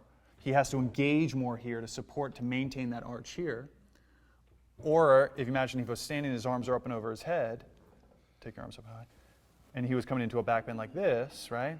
He has to now seal the core even stronger, hold the strength here, because this is supporting his body coming back. Chances of him hitting compression here are way less. Doing it in a healthy way, I should say, right? Because he has to engage so much here. He's not going to allow himself to drop all the way back. If he disengages here, he doesn't seal the core, he doesn't lift the pelvic floor, he doesn't knit the ribs, right? He doesn't do any of that. And then he just drops back, which is what you're going to see in your classes. When you start teaching people, they get caught up in this idea, so they don't engage, they don't seal, they don't integrate, and they just drop back. What you'll see is a hinge here. Right? And so as teachers, we make them aware and say, hey, try this. Vertical stabilization again, pelvic floor, pit of the abdomen, lower ribs, seal here, lift up through the heart, hips draw a little forward maybe not if you see that they have less of a range of motion, they're hinging already. But the same idea happens. We want an arch here. There's actually a movement, a pose in Ashtanga called a drop back. You're literally standing and you drop back. It's crazy. I mean, there's no other way to get there than to totally disintegrate, release every bit of integration and strength so that you can drop back into a wheel. Totally like. Ripping out your chakras a little. Yeah. I have a question. So, when we're doing our first back bend, we allow our hands to go to the low back, but why not keep our hands high? I feel like for me it's a little bit more stable when I'm using my hands to come back on my first. Why don't we come back on that first back bend with our hands up? And then also with the flow of how we then sit down in our chair, doing that extra hand movement and placing it to our lower back. Why do we do that instead of just keeping our hands high? First standing back bend. Like So we've done a few before the crescent lunges. right before the crescents. You could do it that way, but what you're acknowledging, what you're seeing, Jade, is that you have an experienced body. And what your students don't have is the wisdom of understanding their bodies, right? And so if they can go here, if they don't understand integration, they may not integrate enough to support themselves as they come back. And so it's just a simple way of supporting them, because if their hands are here, they can hold themselves and more easily monitor if they don't have that body wisdom or that body control. That's the idea with it. And we have done a few, there's also, we've prepped the body with a few back bends already. You've already got cat-cows going, you've got a couple cobras baby going cobra at that and, point. Baby cobra and then cobra. So they have the experience of back bends with different orientations. We'll talk about that, like different relationship to gravity. But at that point, really the main reason is just so that your newer students can support themselves better. But with a skilled body, really the honest answer is it doesn't really matter. They're going to feel it a different way. It doesn't really matter with somebody that has body wisdom, body experience, someone that knows, someone that understands how to integrate before they come back. It doesn't matter as much. It doesn't matter as far as the safety part of it. They'll be safe. What makes the difference is how deep they're going to be able to take it. If someone has body wisdom, they'll be able to go deeper with the hands to the low back because they're supported there. Right? They don't have to integrate as much to hold their body in that position. Right? So they'll be able to go deeper as opposed to arms up. You have to integrate more in order to hold yourself in that position, so you won't be able to go as deep. But that's really it. It doesn't really matter, honestly. if you're teaching to a skilled group. Otherwise, and then when, because there's new people and people that aren't as skilled, so we're like, okay, what's the safest thing? That's kind of the why. Cool? John, so with hands to lower back, if there's like some tension here, I mean, how low can your hands go, I guess, on your lower back before, I guess it's not, do you know what I mean? Are you feeling it? Are you asking like because of the rotation of the shoulders, you're feeling it here in the front of the shoulders? And is that limiting you in the back bend? Then, a couple ways of approaching it. Honestly, there's not a right or wrong. Like, because you can go here, and really similar to camel, where like you can walk the hands lower, or we kind of do those wide leg back bends. Yeah. Well, we'll start here, and then all of a sudden you can go lower. It's still supporting me, but as I go lower, it allows my spine to extend back more. Yeah. Same thing. There's not like a level at which you should or shouldn't go. It all depends on where you're feeling it and how much the spine can extend or back bend. And because of the hand position, you are working with external rotation, so the anterior delts are going to be in place, the upper portion of the pectoralis are going to be in play as far as like the stretch and the opening that you're going to get. Yeah. And so just kind of play with the balance of like, oh, I'm feeling it here, that's enough, and I can walk my hands down to get more spinal extension, and you'll... I'll put my hands lower, and then I'm like, it's not my lower back. It's okay, don't worry about it. And honestly, it's not really the low back. We want it more at the glutes. Because meaning I don't want it here and now I'm just pressing into my low back to work it. I want something a little lower so that as I'm pressing, I can actually engage and allow the spine to extend on its own, because it limits the potential of me just pressing into it and pushing my hips forward. Does that make sense? Yeah, so you'll hear in cueing, place your hands to your low back or the glutes or upper thighs. So what we're saying here is place your hands to your low back or the glutes or the upper thighs. And it depends, right? It's going to proportional come into play. Someone's length of their torso compared to the length of their arms may make it feel better for them to have a little bit higher. And like Chris said, as long as they're not pressing in the low back, they're using it as support as they come back, versus someone with longer arms and shorter torso, whatever combination, may feel better at the glutes or may feel better at the thighs. Or like Chris was saying, as you go deeper, just placing your hands a little lower may help also. So yeah, it's fine. Place them where it's best for you. Cool. All right, want to play around with it? Have we done lumbar already? No, we haven't done lumbar yet. Okay, take it away. All right, let's do it. Let's stand up. Let's jump into a wheel. Something simple from standing. We're just going to do a drop back. It's no big deal. Do you want to graduate or not? That's all I'm saying. Damn it. Ben, you will get 2 certificates if you do a drop back. So what does that mean? Okay, so let's do this. So separate your feet 3 to 5 inches. And we're going to start by placing the hands to the low back, to the glutes, the upper thighs. Now ground the 4 corners of the feet, squeeze the thighs.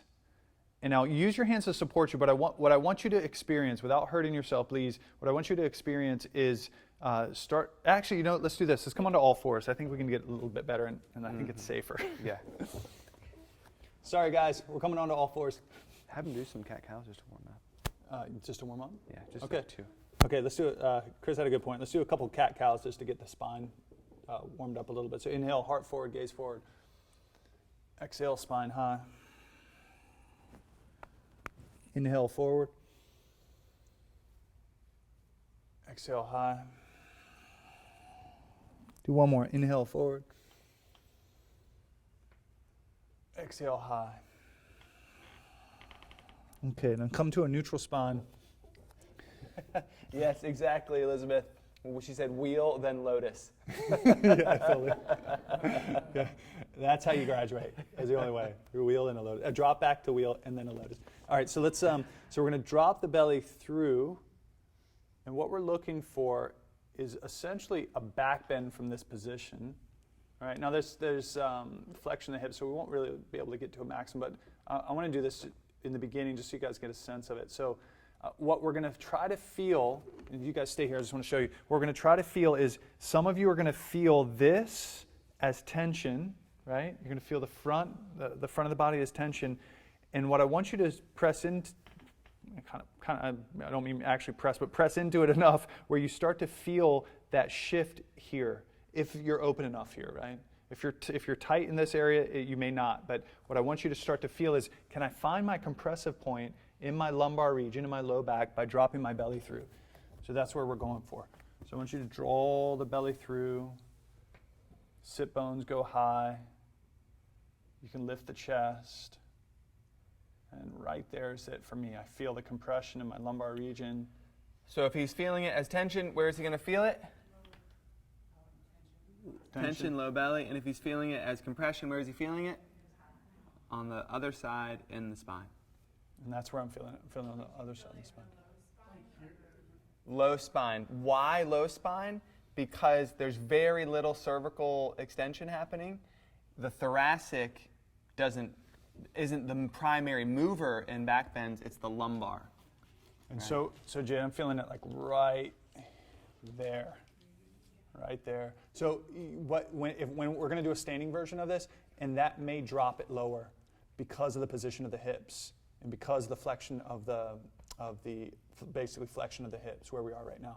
So I can't, you guys see this, I can't get hip extension, right? Because I can't get hip extension, what I mean by that is hip extension, hips going forward, right? Because I'm flexed and I drop my belly through, it's going to pull that compressive point just a little bit higher. Still lumbar region, but just a little bit higher, right? So that may be where what you're feeling, Jade, is that it's a little higher than what you would think. Actually, like lower. Are you feeling it low? Okay, cool. So I feel it right here. All right, so so it's L1, 2, 3 region, right around there. Okay? Is there a question?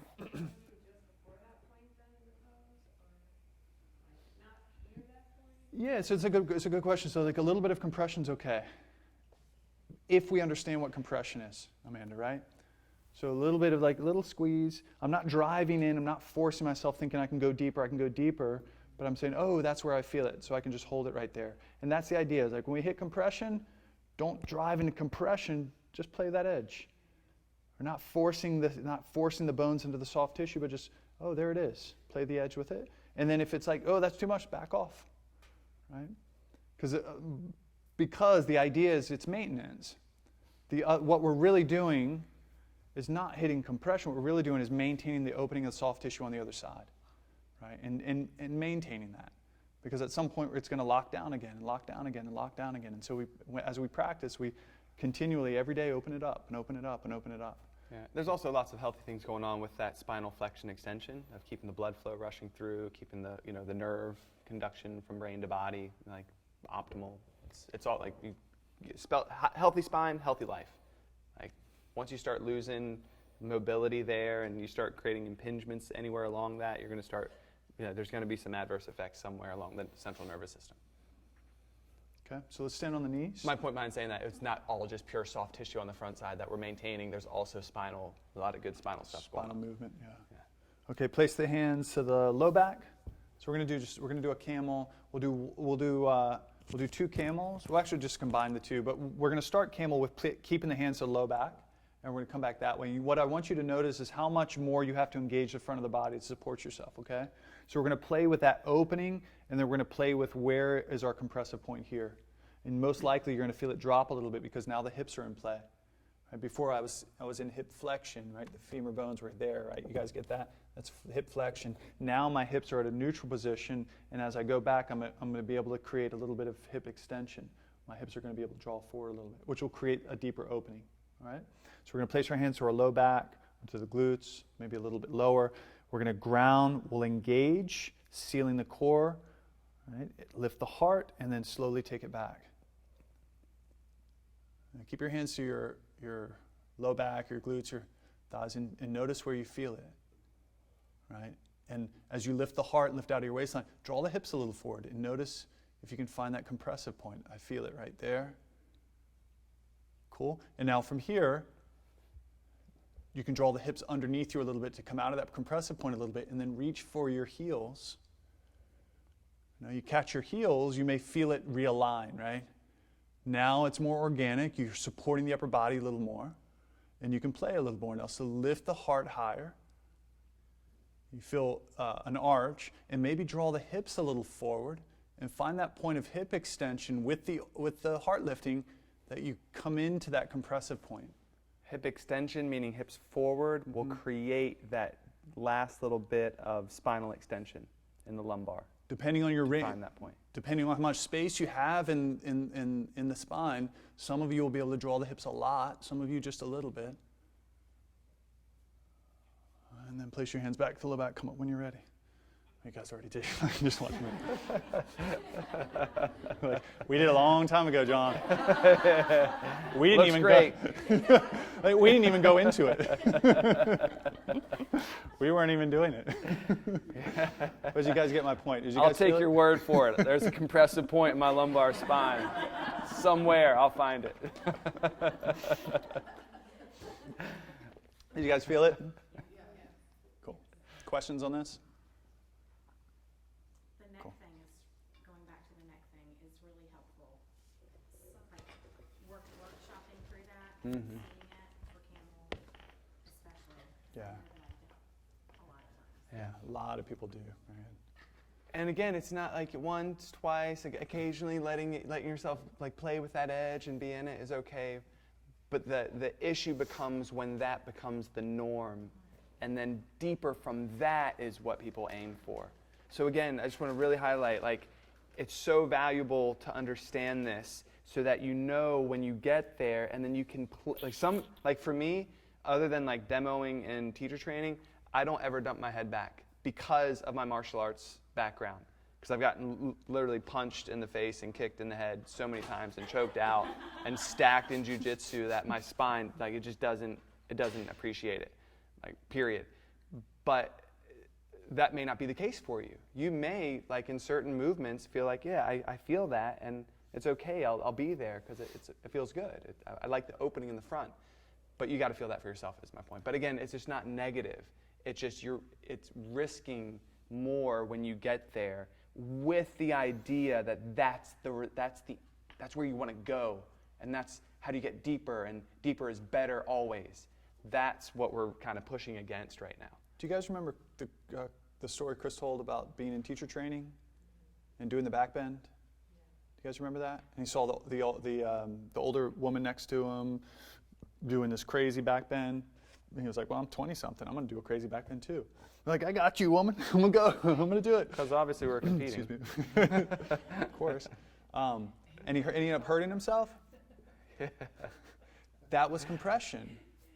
Right? He got to a point where he felt compression, and it didn't look like the other woman who simply had more space in her spine. The only difference, guys, was she had different skeletal structure, different bone structure. That was it. Nothing you can train out of, right? Nothing you can, short of getting surgery. Let me shave your vertebrae a little bit. Let me shave your bones. Can you pad my discs? But he didn't understand it. So this is the takeaway. You didn't understand it. He didn't know. He didn't. Sorry, he did a little punchy at the end of the night. He didn't know what the hell he was doing, like usual, and so he. And so he went. He felt compression and thought, I got to go deeper, right? I got to look like that, and that's how he ended up injuring himself, right? Guys, go with that? You guys good? Cool. How are we doing? Low back. We got 3 more. You guys need a quick break? You guys feeling? No? Keep rolling? All right, let's keep rolling. Cool. All right. So let's take a look at, now we're at hips and pelvis. All right, so take a look at hips. Flexion and external, internal rotation. Yeah, there's a lot with the hips. The hips have a lot of movement, so we're just going to take 2 basic movements and then the opposites of them. So with the hip, you have flexion, right? So that's flexion of the hip. It's basically the relationship of the femur bone and what it's doing. So this is flexion of the hip, and this is also flexion of the hip. Right? You go sideways. This is flexion of the hip, and this is also flexion of the hip. Same thing. You're just either manipulating the femur bone or you're manipulating the torso. Okay. This is extension. Right? Extension of the hip, taking my femur back. Right? This is also extension, taking my torso back. Right? This is abduction, abduction, and this is adduction, adduction. Right? You obviously get blocked at a certain point. This is internal rotation, and this is external rotation. So a lot of movement, right? The cool thing about the hips is there's deep ball and socket, massive group of muscles around it. So it's a really stable joint, one of the most stable joints in our bodies. With that, because there's such a massive group of muscles, a lot of times it's harder, most of the time it's harder to feel compression, right? It's really difficult to feel compression because there's such a massive group of muscles, there's a lot of muscles in play when we're doing these different movements, and we can very easily think, oh, it's just tension, it's just tension, it's just tension. And we could be feeling a little bit of tension and still driving into soft tissue, right? And so the basic structure of the femur bone is it's one of the biggest bones of the body. It comes up, and then it has a neck and it has a head, right? So it's the main shaft has a neck and a head, and then it pops right into the socket. And the rim of that socket is called acetabulum, right? And what we're dealing with when that's there is these movements start to bump up to the bone. The neck will start to bump up against the soft tissue around the rim of the acetabulum, right? And so we start to hit compression, or rotations, or extension, all of that movement.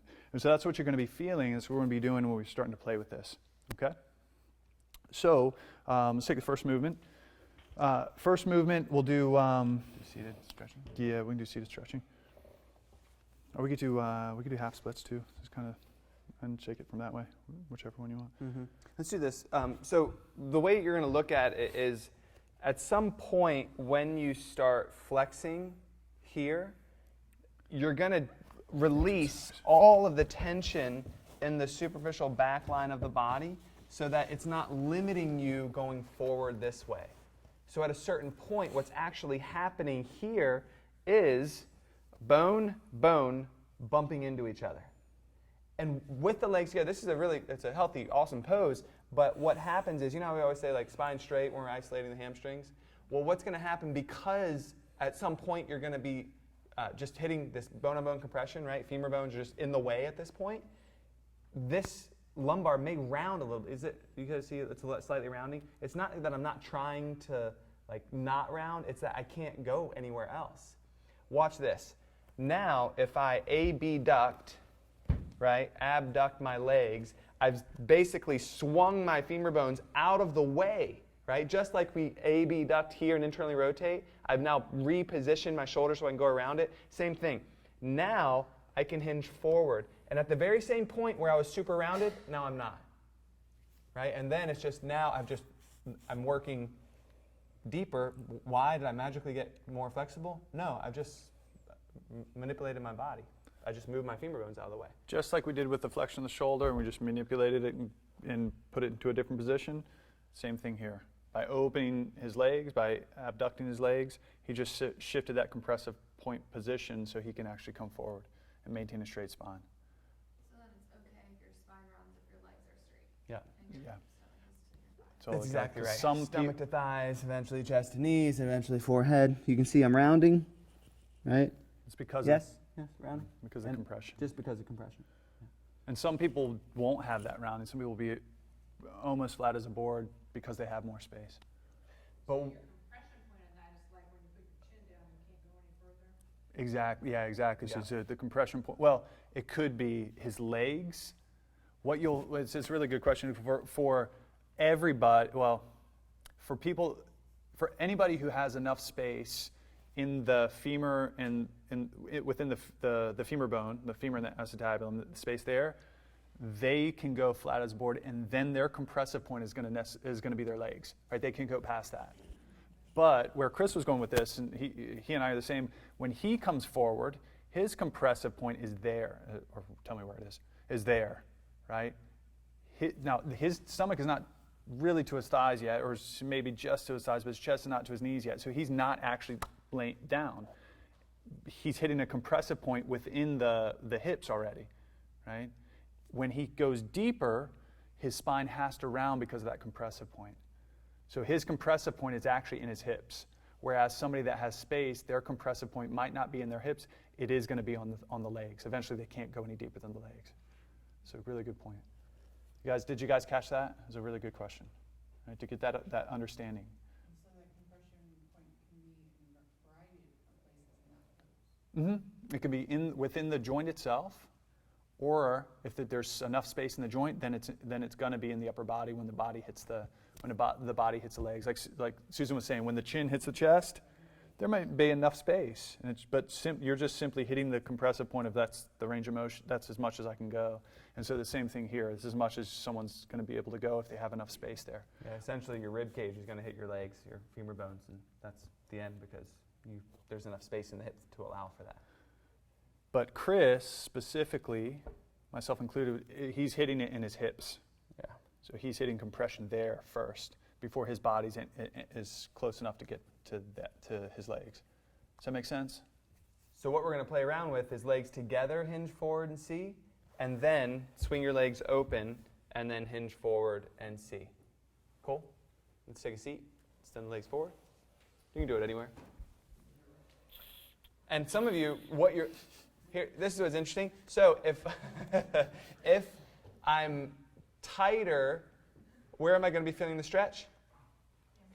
Hamstrings, superficial back line. And so if you're released all of that tension, right, and there's no more limitation there, where are you going to feel it? On the opposite side, deeper in the joint. We just want to reiterate that over and over again. So where's the stretch? Oh, I'm folding forward. It's superficial back line. This is where I should be feeling it. I'm not really feeling it there anymore. I'm feeling it on the front side of my body and deep in the joint that's doing the main action. If you don't have the range of motion. Yeah. If you do have the range of motion, you won't be feeling it deep in the hips. You'll be feeling it when your body hits your legs. Still on the front side, but not as a compressive point in the hips. Does that make sense? Would you just confuse anybody? Still the same principle, just slightly nuanced with this. You guys tracking?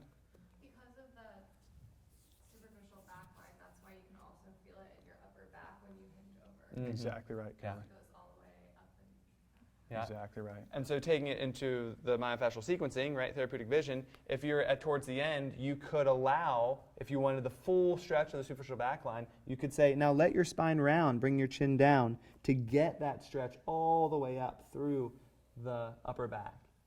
Because what we've just done is back bending, and we shorten the posterior chain. Now we want to open it.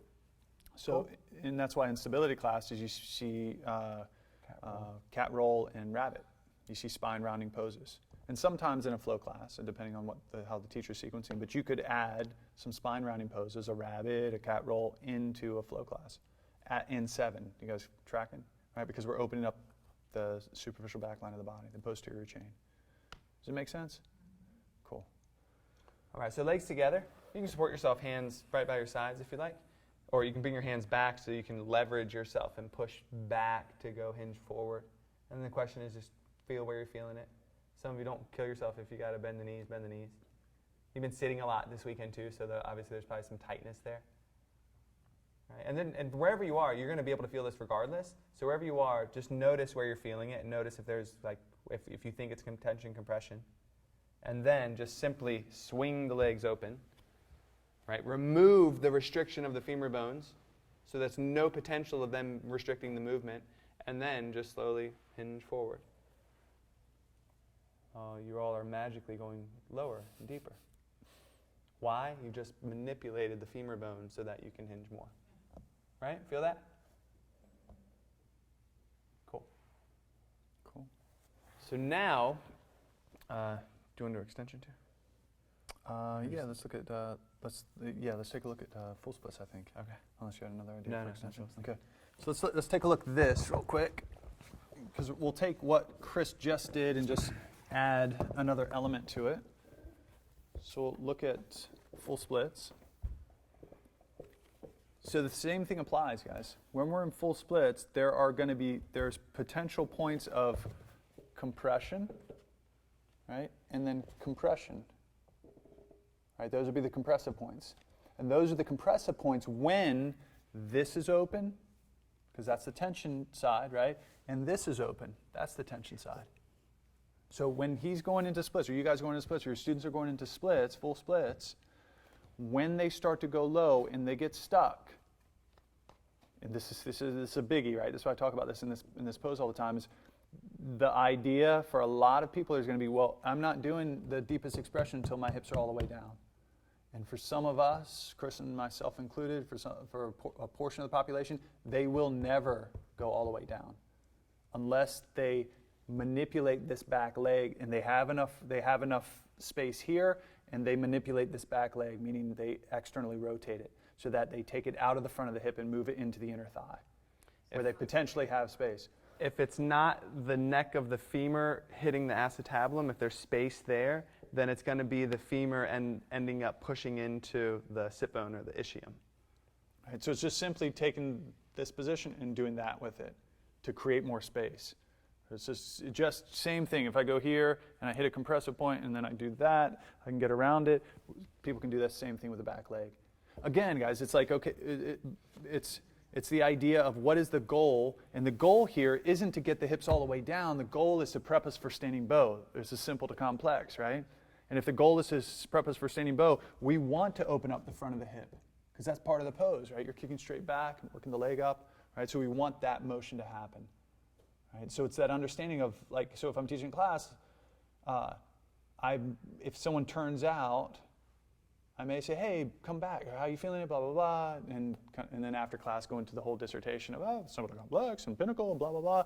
But that's the idea, right? I want them to work that specific part of the body because it's a simpler experience building up to a more complex experience based off the understanding of the myofascial lines, based off the understanding of what we're doing in the body, right? You guys tracking?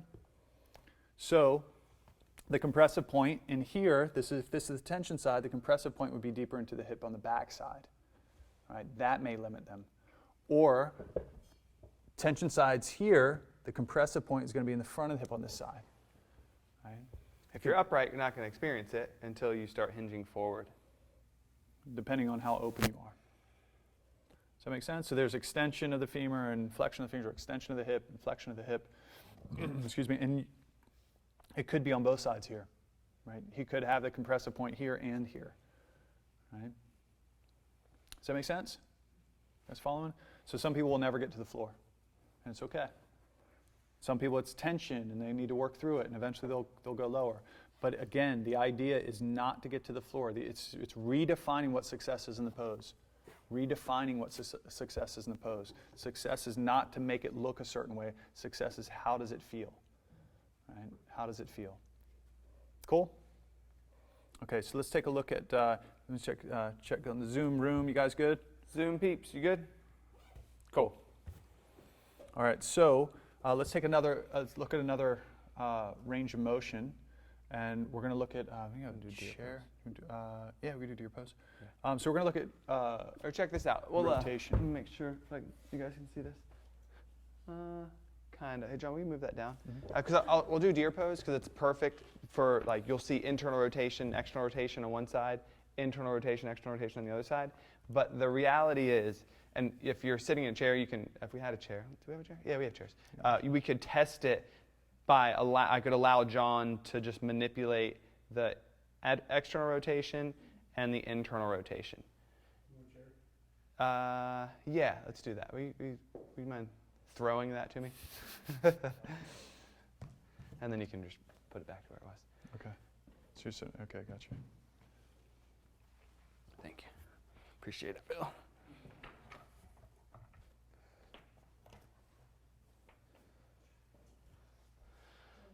So the idea, what's nice about this is that there's no muscular effort on my part. That's the other challenging thing about the hips is when you're in a pose and all of a sudden you're like muscularly engaged to create external or internal rotation, it's hard to feel because everything's engaged and tight already just to stabilize yourself where that limitation would be. And so what's nice about this is I'm totally relaxed and I'm just going to let John work inner and outer rotation. And you'll see typically people fall into one of two camps. You're either an external rotator or you're an internal rotator. I talked about it yesterday when we were doing the class with this pose. Remember that one? And some of you are like, this is awesome. And some of you are like, please don't ever do that again. Right? Because you're an external rotator if you felt that way. All right. Yeah. So we'll go internal rotation first, the femur. So this is the femur bone, the thigh bone. We're going to internally rotate it. And so I'm basically going to take Chris's ankle and I'll hold his hip. When I hit the limit, and I'm not going to force him, but when he hits his limit in the range of motion, he's going to lift his hip up so he doesn't hurt Because him. I love my knee. Because he loves his knee. All right, so we talked about this, I think it was yesterday, when the hips, yes, we did. We were talking about joint reaction force. Do you guys remember that yesterday? Basically, the hips are such a massive group of muscles that when we do the opening, right, you'll feel it in the next weakest joint. It'll put an incongruent amount of pressure in the next weakest joint. And so that's what he'll feel. To save his knee, he'll lift his hip. So I won't. Yes, I think we talked about, yeah, exactly. So we talked about in pigeon. And so when I take his leg and draw it here, there's compression, and I can probably press into the soft tissue a little bit. It doesn't hurt. Doesn't hurt. Right. It's subtle, but all of a sudden I just did this. Yeah, he wants to. Why did I do this? Because I feel it in the hip and the knee. And I love my hips and knees. And I want to do this. Right. So there's compression. That's compression in the hip. And just notice the angle, because you'll see if I'm an internal or external rotator. And that what he just said is important, right? He felt it as a little pressure here, but he felt it big time here, right? He felt it in his knee more, right? That's the joint reaction force. And the knee is going to be our alarm, our red flag for our hips. When you start to feel it in your knee when you're doing most hip openers, especially rotational hip openers, notice how your knee feels. If your knee is starting to talk to you, you're probably hitting compression in your hip. Now you can, and what I want to also be clear with is that it could be tension. Your hip rotators could be tight and you're forcing it so much that you could still then put incongruent force on your knee. So just, if your knee's talking to you, your knee's at that point, back off. That's really the key. It's going to be your red flag for it. All right? So let's go external rotation. So I'm just going to have him put his, if he can, put his ankle up on top of his other knee. This one? Yeah, you can do that one. Or this one? I gotta do that one since I'm on that side. Okay. Right away, guys, you can see how high his knee's lifted. Right away, like so. You just want to grab him. Yeah, I'll grab it and tweak it. Yeah, I'd like you to do it in a jerky, twisty motion. So, but this was interesting. When I told him to put his ankle up on his knee, right away. So when he just does this motion, look how high his knee lifts, right? He does that to avoid the tension in his knee, right? Because for my knee to lower increases the rotation of the femur bone. So I come out of it, what I'm essentially doing is decreasing the pressure in the lever by lifting the knee, and now this is deepening. So he just did flexion of this bone so that there wasn't as deep of a rotation in it. Right? So what John's going to do is keep the knee level to the hip, just like he did an internal rotation, and show you external rotation. Yeah. So you saw the angle where Chris was with internal rotation. You saw it was kind of there. And so if I take his leg and just jerk it like this, just joking. I know, right? I wouldn't do that to him. This is what's so cool. Right now, your mirror neurons are firing, and you're feeling in your body what I potentially am feeling. Because some of you are like, how does that make the gag reflex happen? I'm going to throw up. So you see, so this is interesting, guys. So I'm keeping his knee from not lifting up, right? This is essentially the same rotation that he had when he put his ankle up on top. Do you guys see that? almost exactly. When he put his ankle on top, it's okay. When he put his ankle on top, same rotation, but he did it so that when he lifted it up, he did it so he had a safe knee, right? So this is basically, I'm right, there's compression, I think, about compression. I could probably go a little bit more, squeeze into some soft tissue, and he's kind of right there. Right where he just went, I'm starting to, beginning to feel it on the inside. Remember I said joint reaction force? What's happening is the hip just stopped because it's reached its point of either compression or tension, right? It depends on how you're feeling. For me, it's compression. I can't do anymore. And the more he lifts, because this isn't moving, where does it go? Next weakest joint, which is the knee. And where is that pressure specifically? Because the knee is going this way, it's on the inside, the MCL, or the internal portion of the meniscus. So if you can imagine, you can imagine if he was in pigeon and he was taught, his teacher said, well, to do pigeon, you got to have your shin parallel to the front of your mat because that's how you do pigeon. And he was like, okay, I'm a good student, so I'm going to do shin parallel to the front of the mat. Where does his hip have to go? Way up, right? It has to lift up, just like he did when he lifted his knee because his hip's grounded. If I keep his knee there and I threw him on the ground and put him in pigeon, his hip would have. Just thought of like a judo throw. His hip would have to lift in order to keep his knee safe. Do you guys see that? Or he could draw his shin back, decreasing the rotation here, because the lower leg becomes a lever, right? If he pulls it back, I decrease the angle of that lever, and there's less rotation here. So his hip could essentially drop lower, right? You guys tracking with me? Right? So this is the same thing, guys. So where's the limitation? Is it going to be tension? Is it going to be some of the hip rotators inside the hip, right? Piriformis and some of those other hip rotators? Or is it compression? Are we open enough in the hip rotators that when we come into it, we have compression? And if we have compression in the hip, again, same thing, sound like a broken record. There's such a massive group of muscles that when we hit compression in that group, right, in that area, it's hard to feel it. You'll definitely feel it in your knee. It'll send it to the next weakest joint. Here's the visual of what John just was telling you. This is the shin parallel. I have a hard time even getting there with my hips way elevated. Look, now this is, if I was taught that the shin has to be parallel because that's pigeon, this is what this hip would look like. And now imagine that I'm putting all my body weight down. I'm not supporting myself with my arms. Yeah. That's what you want to be careful of. Now just look at me. I'm just bending my knees, bending my knee, bending my knee. Oh, magically, my hip can go down, and I don't feel the same tension in my knee at all. Because I just decreased the pressure because I took the lever out by bending the knee more. And as you can see, I was, by a good degree, way more of an external rotator than I was an internal rotator. So what we're going to do, play around with it because we don't have enough chairs, is we're going to do a pose called deer pose. And same things apply. You can bend the knees more, right, to decrease the pressure. Even here, notice, because I'm not an internal rotator, so this right leg in this side is internal rotating, left leg is externally rotating. Notice where my right hip is. It's already off. Why? Because if I push my hip down, it's going to increase the internal rotation that I just don't have. You saw it in the rotation of it, right? And so I got to support myself.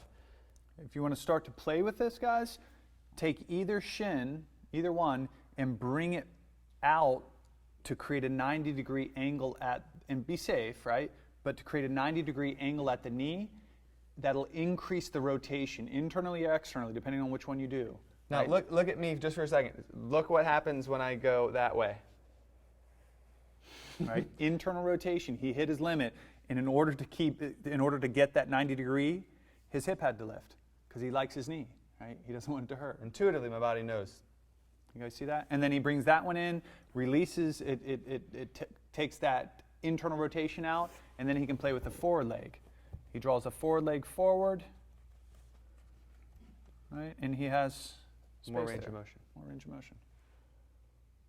The difference is I'm not now leaning forward into it to increase that lever. That's why you're like, why? How can I do a 90 here, but I can't do it in pigeon?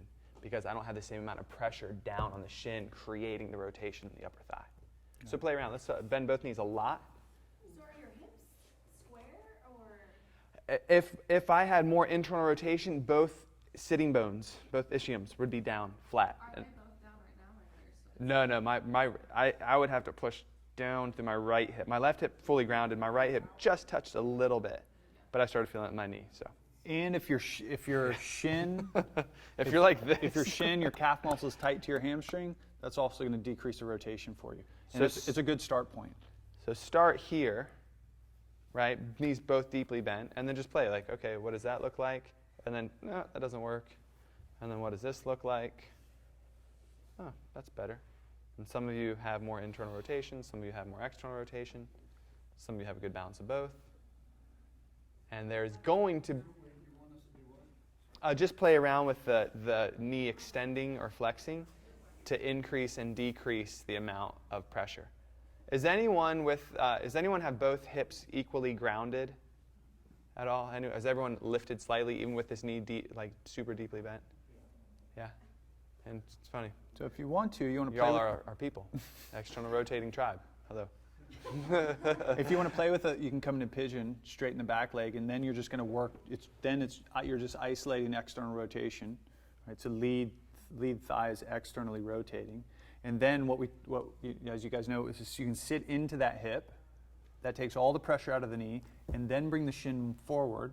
Maybe not parallel to the front, but as much forward as you want to, and then as you draw with Chris it's going to be his right hip. As he draws his right hip down to get his hips to a more square position, he can immediately feel, okay, do I need to adjust? So he just draw it tighter, but if he draws it more forward, he feels it. Oh, okay. His hip lifts. He has to protect his knee, so he sits back and adjusts again. Right? It's all playing. So that whole idea is when he sits into the hip, his knee is safe, and he can adjust. When he hits wherever he wants to be, he starts to draw his right hip down to come back into the pose, and immediately does it slow enough so he can feel his knee, get a sense of how his knee feels.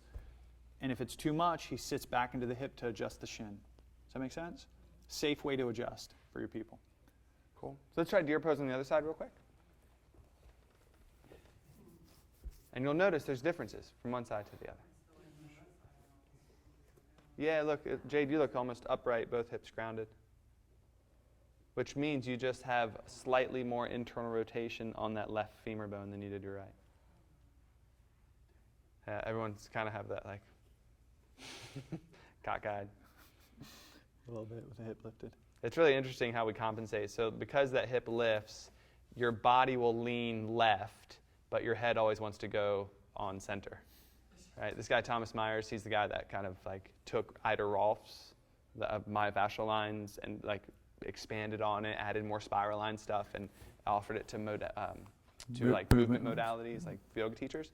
We did a workshop with him, and he would have someone stand up and be like, oh, look, there's a right lateral shift in the hips, which creates a left lateral shift in the rib cage, which creates a right dip in the right shoulder, and then puts the head on center. And it's like, and then what he does is he manually goes in and starts releasing the tightness in certain areas and helping to lengthen the short and strengthen the weak and to get people back. But what happens is this all of a sudden feels normal. So let's play with it. Sorry, that was a little tangent. Go here to feel the external rotation. Now I can't go there and the knee starts lifting. That's too much for me. Going here, obviously way too much internal rotation. Brings me way over. And so this is really just an exploration of your body. Like, how does it feel? Like, what is internal rotation? What is external rotation? If you want, you can then go in pigeon, swing that left leg back behind you, and then play around with the angle of the shin forward and back. You just kind of experienced it, but you'll get now like, oh, yeah, that's true. And if you have any knee stuff going on, don't stress yourself out. Yeah. So I'm a little confused on exterior rotation versus interior. So when he was pulling your leg out, I was thinking that was exterior, and you're saying that was interior. What's the key to that makes it exterior? It's the same thing. So when here, if the elbow goes out, the humerus is rotating in. Same thing. If the foot goes out, the femur is inwardly rotating. Don't look at what the foot is doing. Look at what the action of the femur is doing. So if I bring the foot in, the femur rotates externally. And if I bring the foot out, the femur rotates internally. Same thing with the humerus. I bring the elbow out, internal rotation. I bring the elbow in, external rotation. Yeah. Cool. Okay. Good? You guys good with that? Is that helpful? All right, cool. So let's jump into the next one. We're going to look at the knee. You want to take it? So knee's pretty simple. I mean, there's extension, there's flexion, but what the movement that most people don't really know the knee does is there is actually a little bit of rotation, right? And it only happens when the knee is bent. If he were to straighten his leg and then he rotates, that isn't a knee movement, that's a thigh bone. That's a femur bone movement. Internal rotation, external rotation. But once the knee is bent, it now frees up the knee to rotate externally, internally. And then obviously this is also a hinge joint. Excuse me, it's a hinge joint, but it's not a solid hinge joint like the elbow is, right? For the same reason Chris is talking about. It has the ability to do subtle rotation when it's bent. So the simple movement of tension compression right here, because we'll talk a little bit about the rotation too, but the simple movement is simply just like the elbow. At some point, when we straighten it, we're not going to feel a pull here anymore. We'll feel it deeper in the knee, right? Yeah. So it's very straightforward with extension, right? Same thing with the elbow. It's like, okay, there it is, right? But what changes that a little bit is when you extend and then you flex at the hips, because that then starts working superficial back line even deeper. Does that make sense? But because the knee is the focus, we're not worried about that. But just the other option is flexion, but what's going to happen if you flex more, flex more, flex more, flex more? Calf is just going to press into the hamstring for most people, unless there's some limitation in the opening of the quad. Does that make sense? For most people, it's not a thing unless you had some injury or some issue and you had some scar tissue that was built up and you had to get the range of motion back. Some people have replacement knees and all of a sudden they can only flex to like 45 degrees or 60 degrees, but it liberates them from pain, which is good. So that's kind of straightforward. Everyone's cool with that? Like, just that's what it is. So like the more of the hidden movement is this. And all it is just external rotation, internal rotation. External rotation, internal rotation. Let's just give it a go. It's very straightforward. We're going to fly through this because I feel your energy levels dropping. And we'll do this, and I want to show one more. I'll show one more thing with the knee that's also kind of obvious. But let's go here first. So let's go. Sit on your seat. And all you're doing is rotating here, rotating here, and then rotating here. It's a knee movement. Just so you guys have a feeling of it, straighten the legs, and then rotate out. Notice the thighs moving, rotate in, right? And obviously you have probably more external rotation with the femur bones than you do internal, right? Same thing that we just tested. And now go back to the knees. Super simple. Boom, and boom. That's it. Cool. All right, go ahead. So the main thing with the knee so that's the movements of it, and you'll hit your limitations there. But when Chris, stand up, go straight leg triangle. Here's a great one that we want to be aware of. Straight leg triangle, standing bow, all these. There's even I don't know why, and they even still do it to this day, unfortunately. But there's a style that encourages people to lock their knees out. Right? Some of you have taken those classes before. Don't lock your knee out. Right? It's not safe. But because what ends up happening with a lot of those practitioners that do that consistently is they actually believe they should lock their knees out. Right? And so what they're doing is, and it's usually in standing bow or dancer, but this is a great example of it too, is Chris is carrying a ton of weight, almost most of his body weight, over the lead leg, or a lot of it anyway. It would be easy for him if he was fatigued, if he didn't understand integration, for him to simply just sink into the knee, right? At some point, right, you see this with stretching pose and everything. Obviously, it's the superficial back line, but at some point, that connective tissue is no longer, he may feel it as a pull in the beginning, but as that opens up, if he continues to lock his knee out without integrating, he can then feel compression under the kneecap, deeper in the joint. Does that make sense? Same stuff, guys. Tension, compression deeper into the joint. So how do you protect any joint? You engage the muscles above it and below it. What is that? Shin forward, thigh back. That's the value of that vertical stabilization cue. Right. Standing bow. Do standing bow either leg, whatever leg you want. Standing bow. You'll see this also in standing bow. And if you're taking that style, Bikram, something like that, that teaches to lock the knee out, don't do it. You guys understand your bodies well enough to know that that's not a safe action. But what's taught is to lock the knee, literally pushing the knee back, right? And again, once there's no more tension here, there's going to be compression here, and it can really do some damage on the knee. So engage the muscles in the front, above it and below it. engage the thighs. So we preach that all the time to keep that joint safe. See that? So it's kind of the main thing with the knee. Make sure you don't lock it out. Make sure when you're in poses that you're straightening the leg, especially standing poses. It's not as big of a deal if you're in seated poses and you're straightening the leg, right? Because there's no pressure on it. It's harder it would be harder to injure it. Same thing applies. You may be able to pull it enough, but definitely in standing poses, when you have the ability to potentially lock the knee out, don't lock the knee out. Be aware of it. Right? And we don't have to demo that. You guys get it. Cool. All right, ready for the last one? The ankle? Cool. Let's do it. So ankle, what we'll do is we'll look at it with, this is plantar flexion. There's dorsiflexion. Most of the time what's going to end up happening is the plantar flexion is going to be the restriction. And so what does that mean is if I'm dorsiflexing, is that for the plantar? I meant dorsiflexing. Yeah, dorsiflexion. Yeah, You said dorsiflexing. plantar, you meant dorsiflexion. Sorry, yeah, I meant dorsiflexing. No, plantar, dorsa. Plantar, dorsa. And dorsiflexing, where would be the stretch when I dorsiflex? Achilles, calf. Calf. Yeah. If I hinge, then hamstring. Right? Hamstring, two joint muscle, hip and knee have to be in play.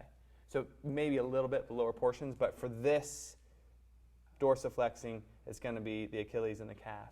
So if I'm feeling it here, work to be done, yoga can help. But if I'm feeling it, so if I'm supposed to have the stretch here, where would I be feeling it if it's compression? On the top and where? Right there, right in the joint. So how are you going to feel that out? To get a sense of it is we're just going to plant the foot, and we're going to support ourselves with our hands so that we're not compromising the knee at all. But we're going to just go move forward, move forward, move forward. Now, notice right there, do you see my heel start lifting? Where I'm not feeling it here or here, I'm feeling it here. And that means I've opened this up as much as I can, and now it's the ankle joint itself that's limiting the range of motion. Right? For some people, it's a very small portion of the population, they'll get that here, and then any more would be lifting. Right? How that's going to translate is anytime they try to bend the knees, notice when I bend the knees and I lower my hips down, I'm dorsiflexing more by manipulating the knees forward, right? If they can't do that, they're not going to be able to squat, not because of the knees, not because of the hips, but because of the ankles. Same thing, if they have that in down dog, their heels aren't not down because they're tight here, they're not feeling it there, they're feeling it there. So the point really is just how much someone can dorsiflex the ankle will make their poses look different. How do you know? Ask them where they're feeling it. Achilles, calf, stretch it out, keep working, muscle through it. Just kidding. Ease yourself through it.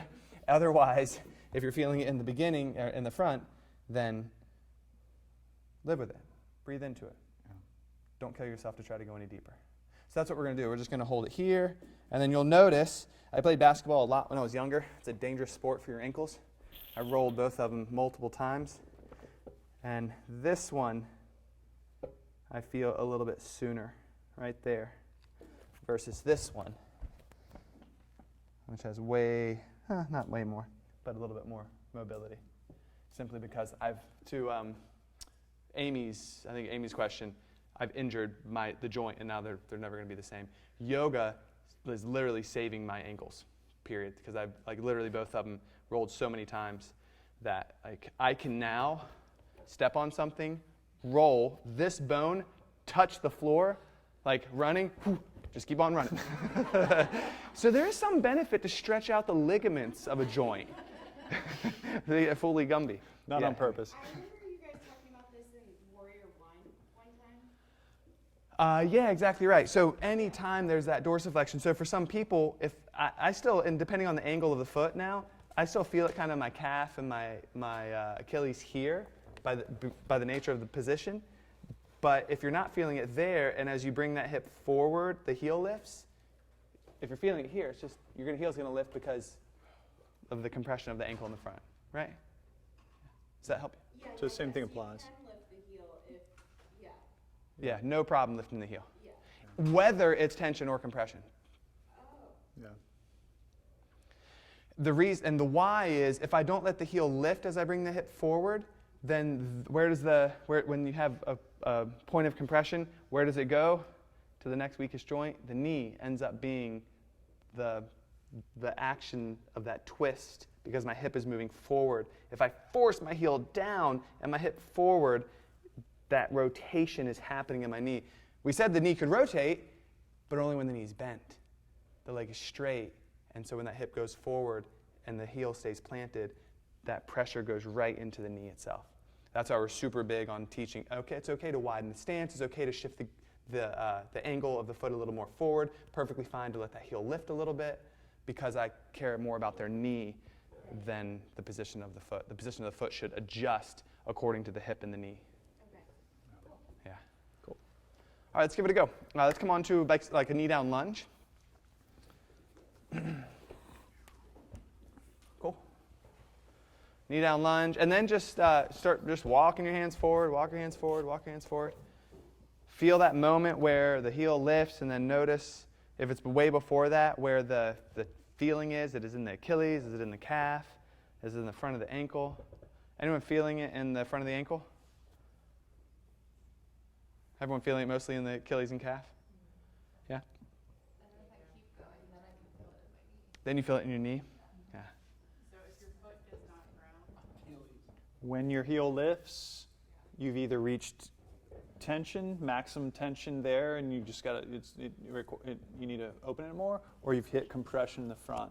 So when I'm coming here, I've hit compression here, so I feel it as pressure there. And if I go a little bit more, my heel has to lift. So there's my compressive point in this ankle. You guys see that? Cool. Yeah. Questions? Make sense? And so down dog, for some of us, we won't get our heels down, right? When I'm in down dog, I feel it more in the calves right here. This is probably tension. And my heels are kind of there, so I could probably get a little bit more, right? Now, look at this. If I did hit compression here, and I walked my feet up, now I can get my heels down. Why? Changing the angle, right? Exactly. So I'm changing the angle. So if I draw back, I just change the angle the other way, and now, right, there's compression. I can't get my heels to go down. I walk it up, I shift the angle, and all of a sudden my heels can go down. I shift the angle of the ankle. Right? That was awesome. You guys said it like he was an idiot. Change the angle, dude. I'm just kidding. Chris is rubbing off on you guys. So bad. This is bad for me. Is that helpful, going through all that? Yeah? Reframing some of the poses that you've been maybe struggling with, and just your natural ranges of motion, where you're feeling it. And what is so important for, everyone's good there? Cool. And what's so important is that you then have this gift that you can share with your students. That's like most important. Kind of important for you guys, but more important for your students. And as you move through your body, you start to feel these points, right? You start to understand, oh, that's tension, oh, that's compression, and you get more familiar with this stuff. And all of a sudden, it becomes second nature to you. You're like, oh, I get it. And then it's easier to teach. It's easier to, when your students are struggling with something, the very first question I ask, where are you feeling it? Because that gives me a ton of information. Yeah. Anytime a student comes to you to ask a question, you should at least have 3 questions back for them. Because most of the time what they're asking isn't what they're actually asking. Or what they're asking is so vague that you have to dig deeper to understand it. You're not doctors, you're not trying to diagnose. I don't know what most people deal with, but I know as far as ranges of motion and poses go, I can get closer to, oh, this may be not like a tear or anything, but I would be careful here. Don't go any deeper. I'm not saying, oh, it could be a labral tear or this, that, and the other, because that's not our job, right? Our job is to understand the movement of their bodies, ask them the right questions so that they can uncover what the issue is themselves. Oh, it seems like it's a muscular thing. Oh, it could be a joint thing. I wouldn't push too hard into that. Is it painful or is it just uncomfortable? That's a tough thing. I don't know if I just feel it here. Well, is it like acute pain? Do you feel it in the joint? Well, no, not really. I feel it kind of around it in the muscles. Oh, okay, then it sounds like yoga's going to help you. No, it's in the joint? Yeah, don't do that. Do something else. But it's really important because when you start teaching, they're going to look to you like you have all the answers. And just be super honest. I don't know. First, I don't know. I'm not a doctor, but I'll help you out as far as this pose is concerned. Cool? All right, that's all we got for today. You want to give them homework and roll? Yes, give you some homework. is it? Awesome.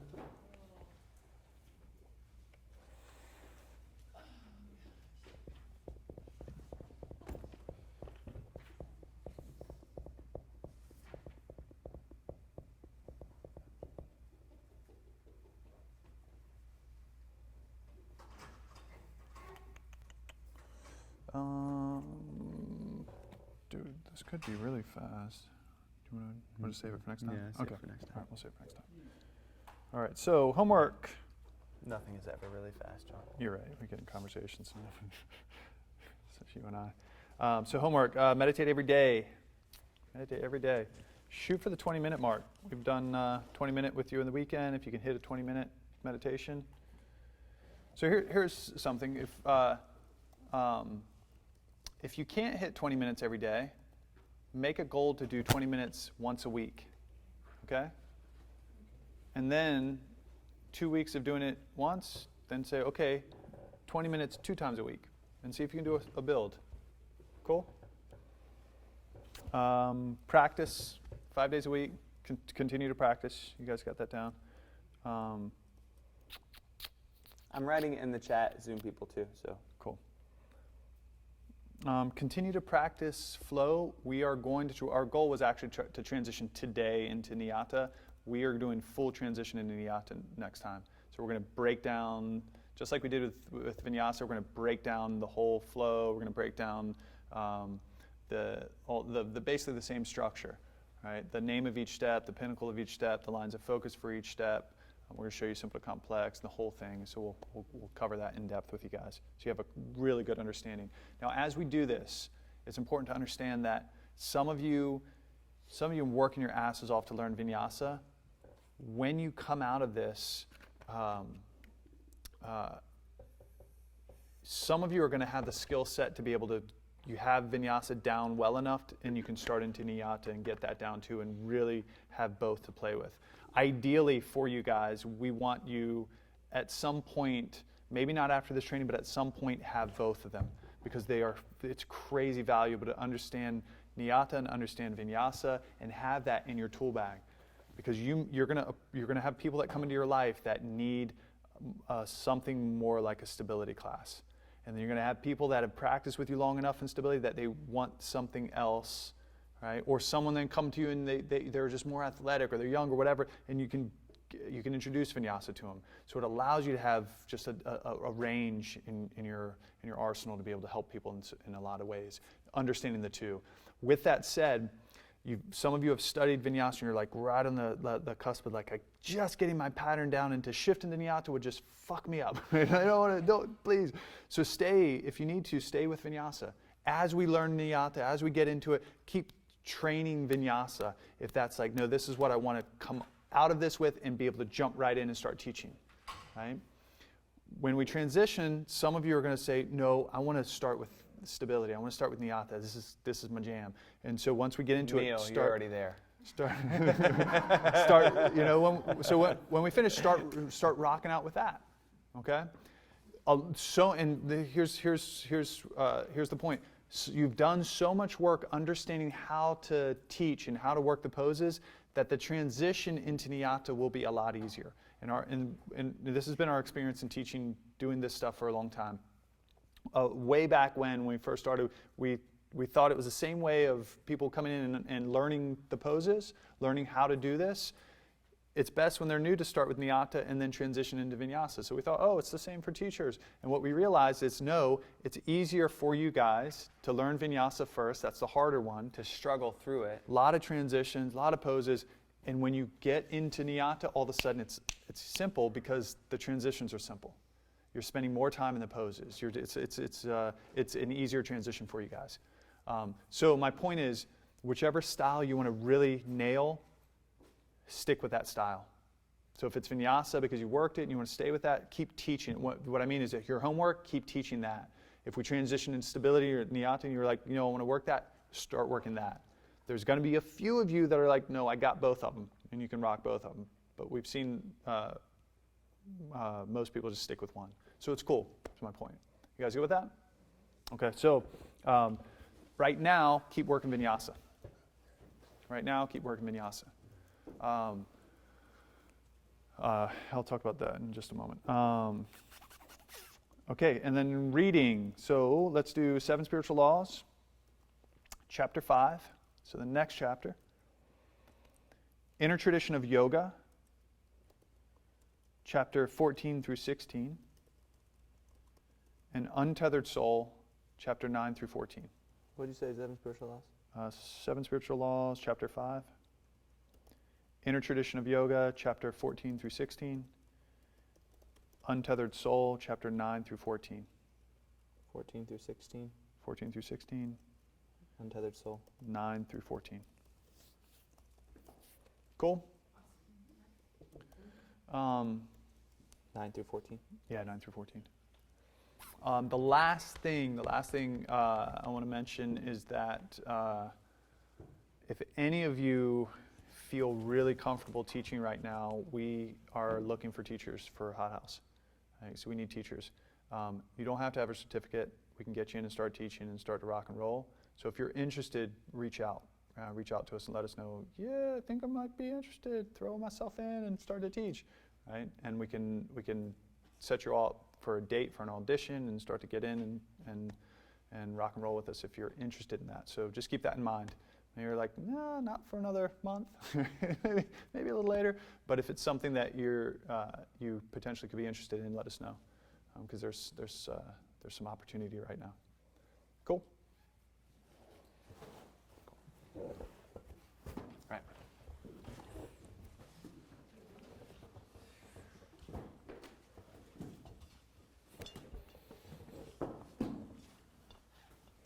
All right, let's sit up tall, close the eyes. And we'll breathe together on purpose. Let's take a deep inhale and a slow exhale. Bring the palms together, prayer position over the heart. And allow everything that was said and done to be everything that was needed to be said and done. And let's join our voices in one sound of peace, one Om. Take a deep inhale.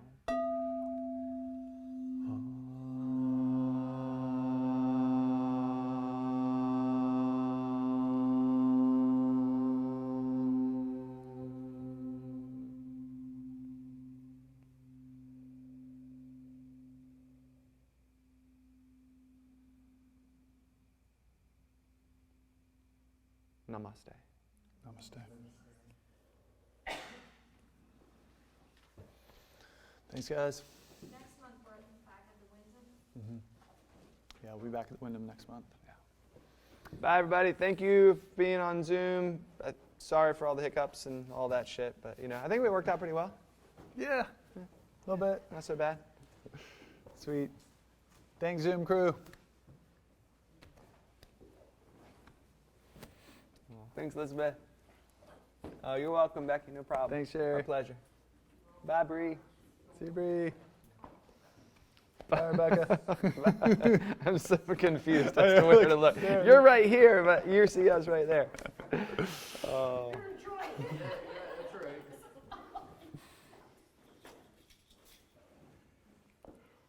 Bye. See you guys.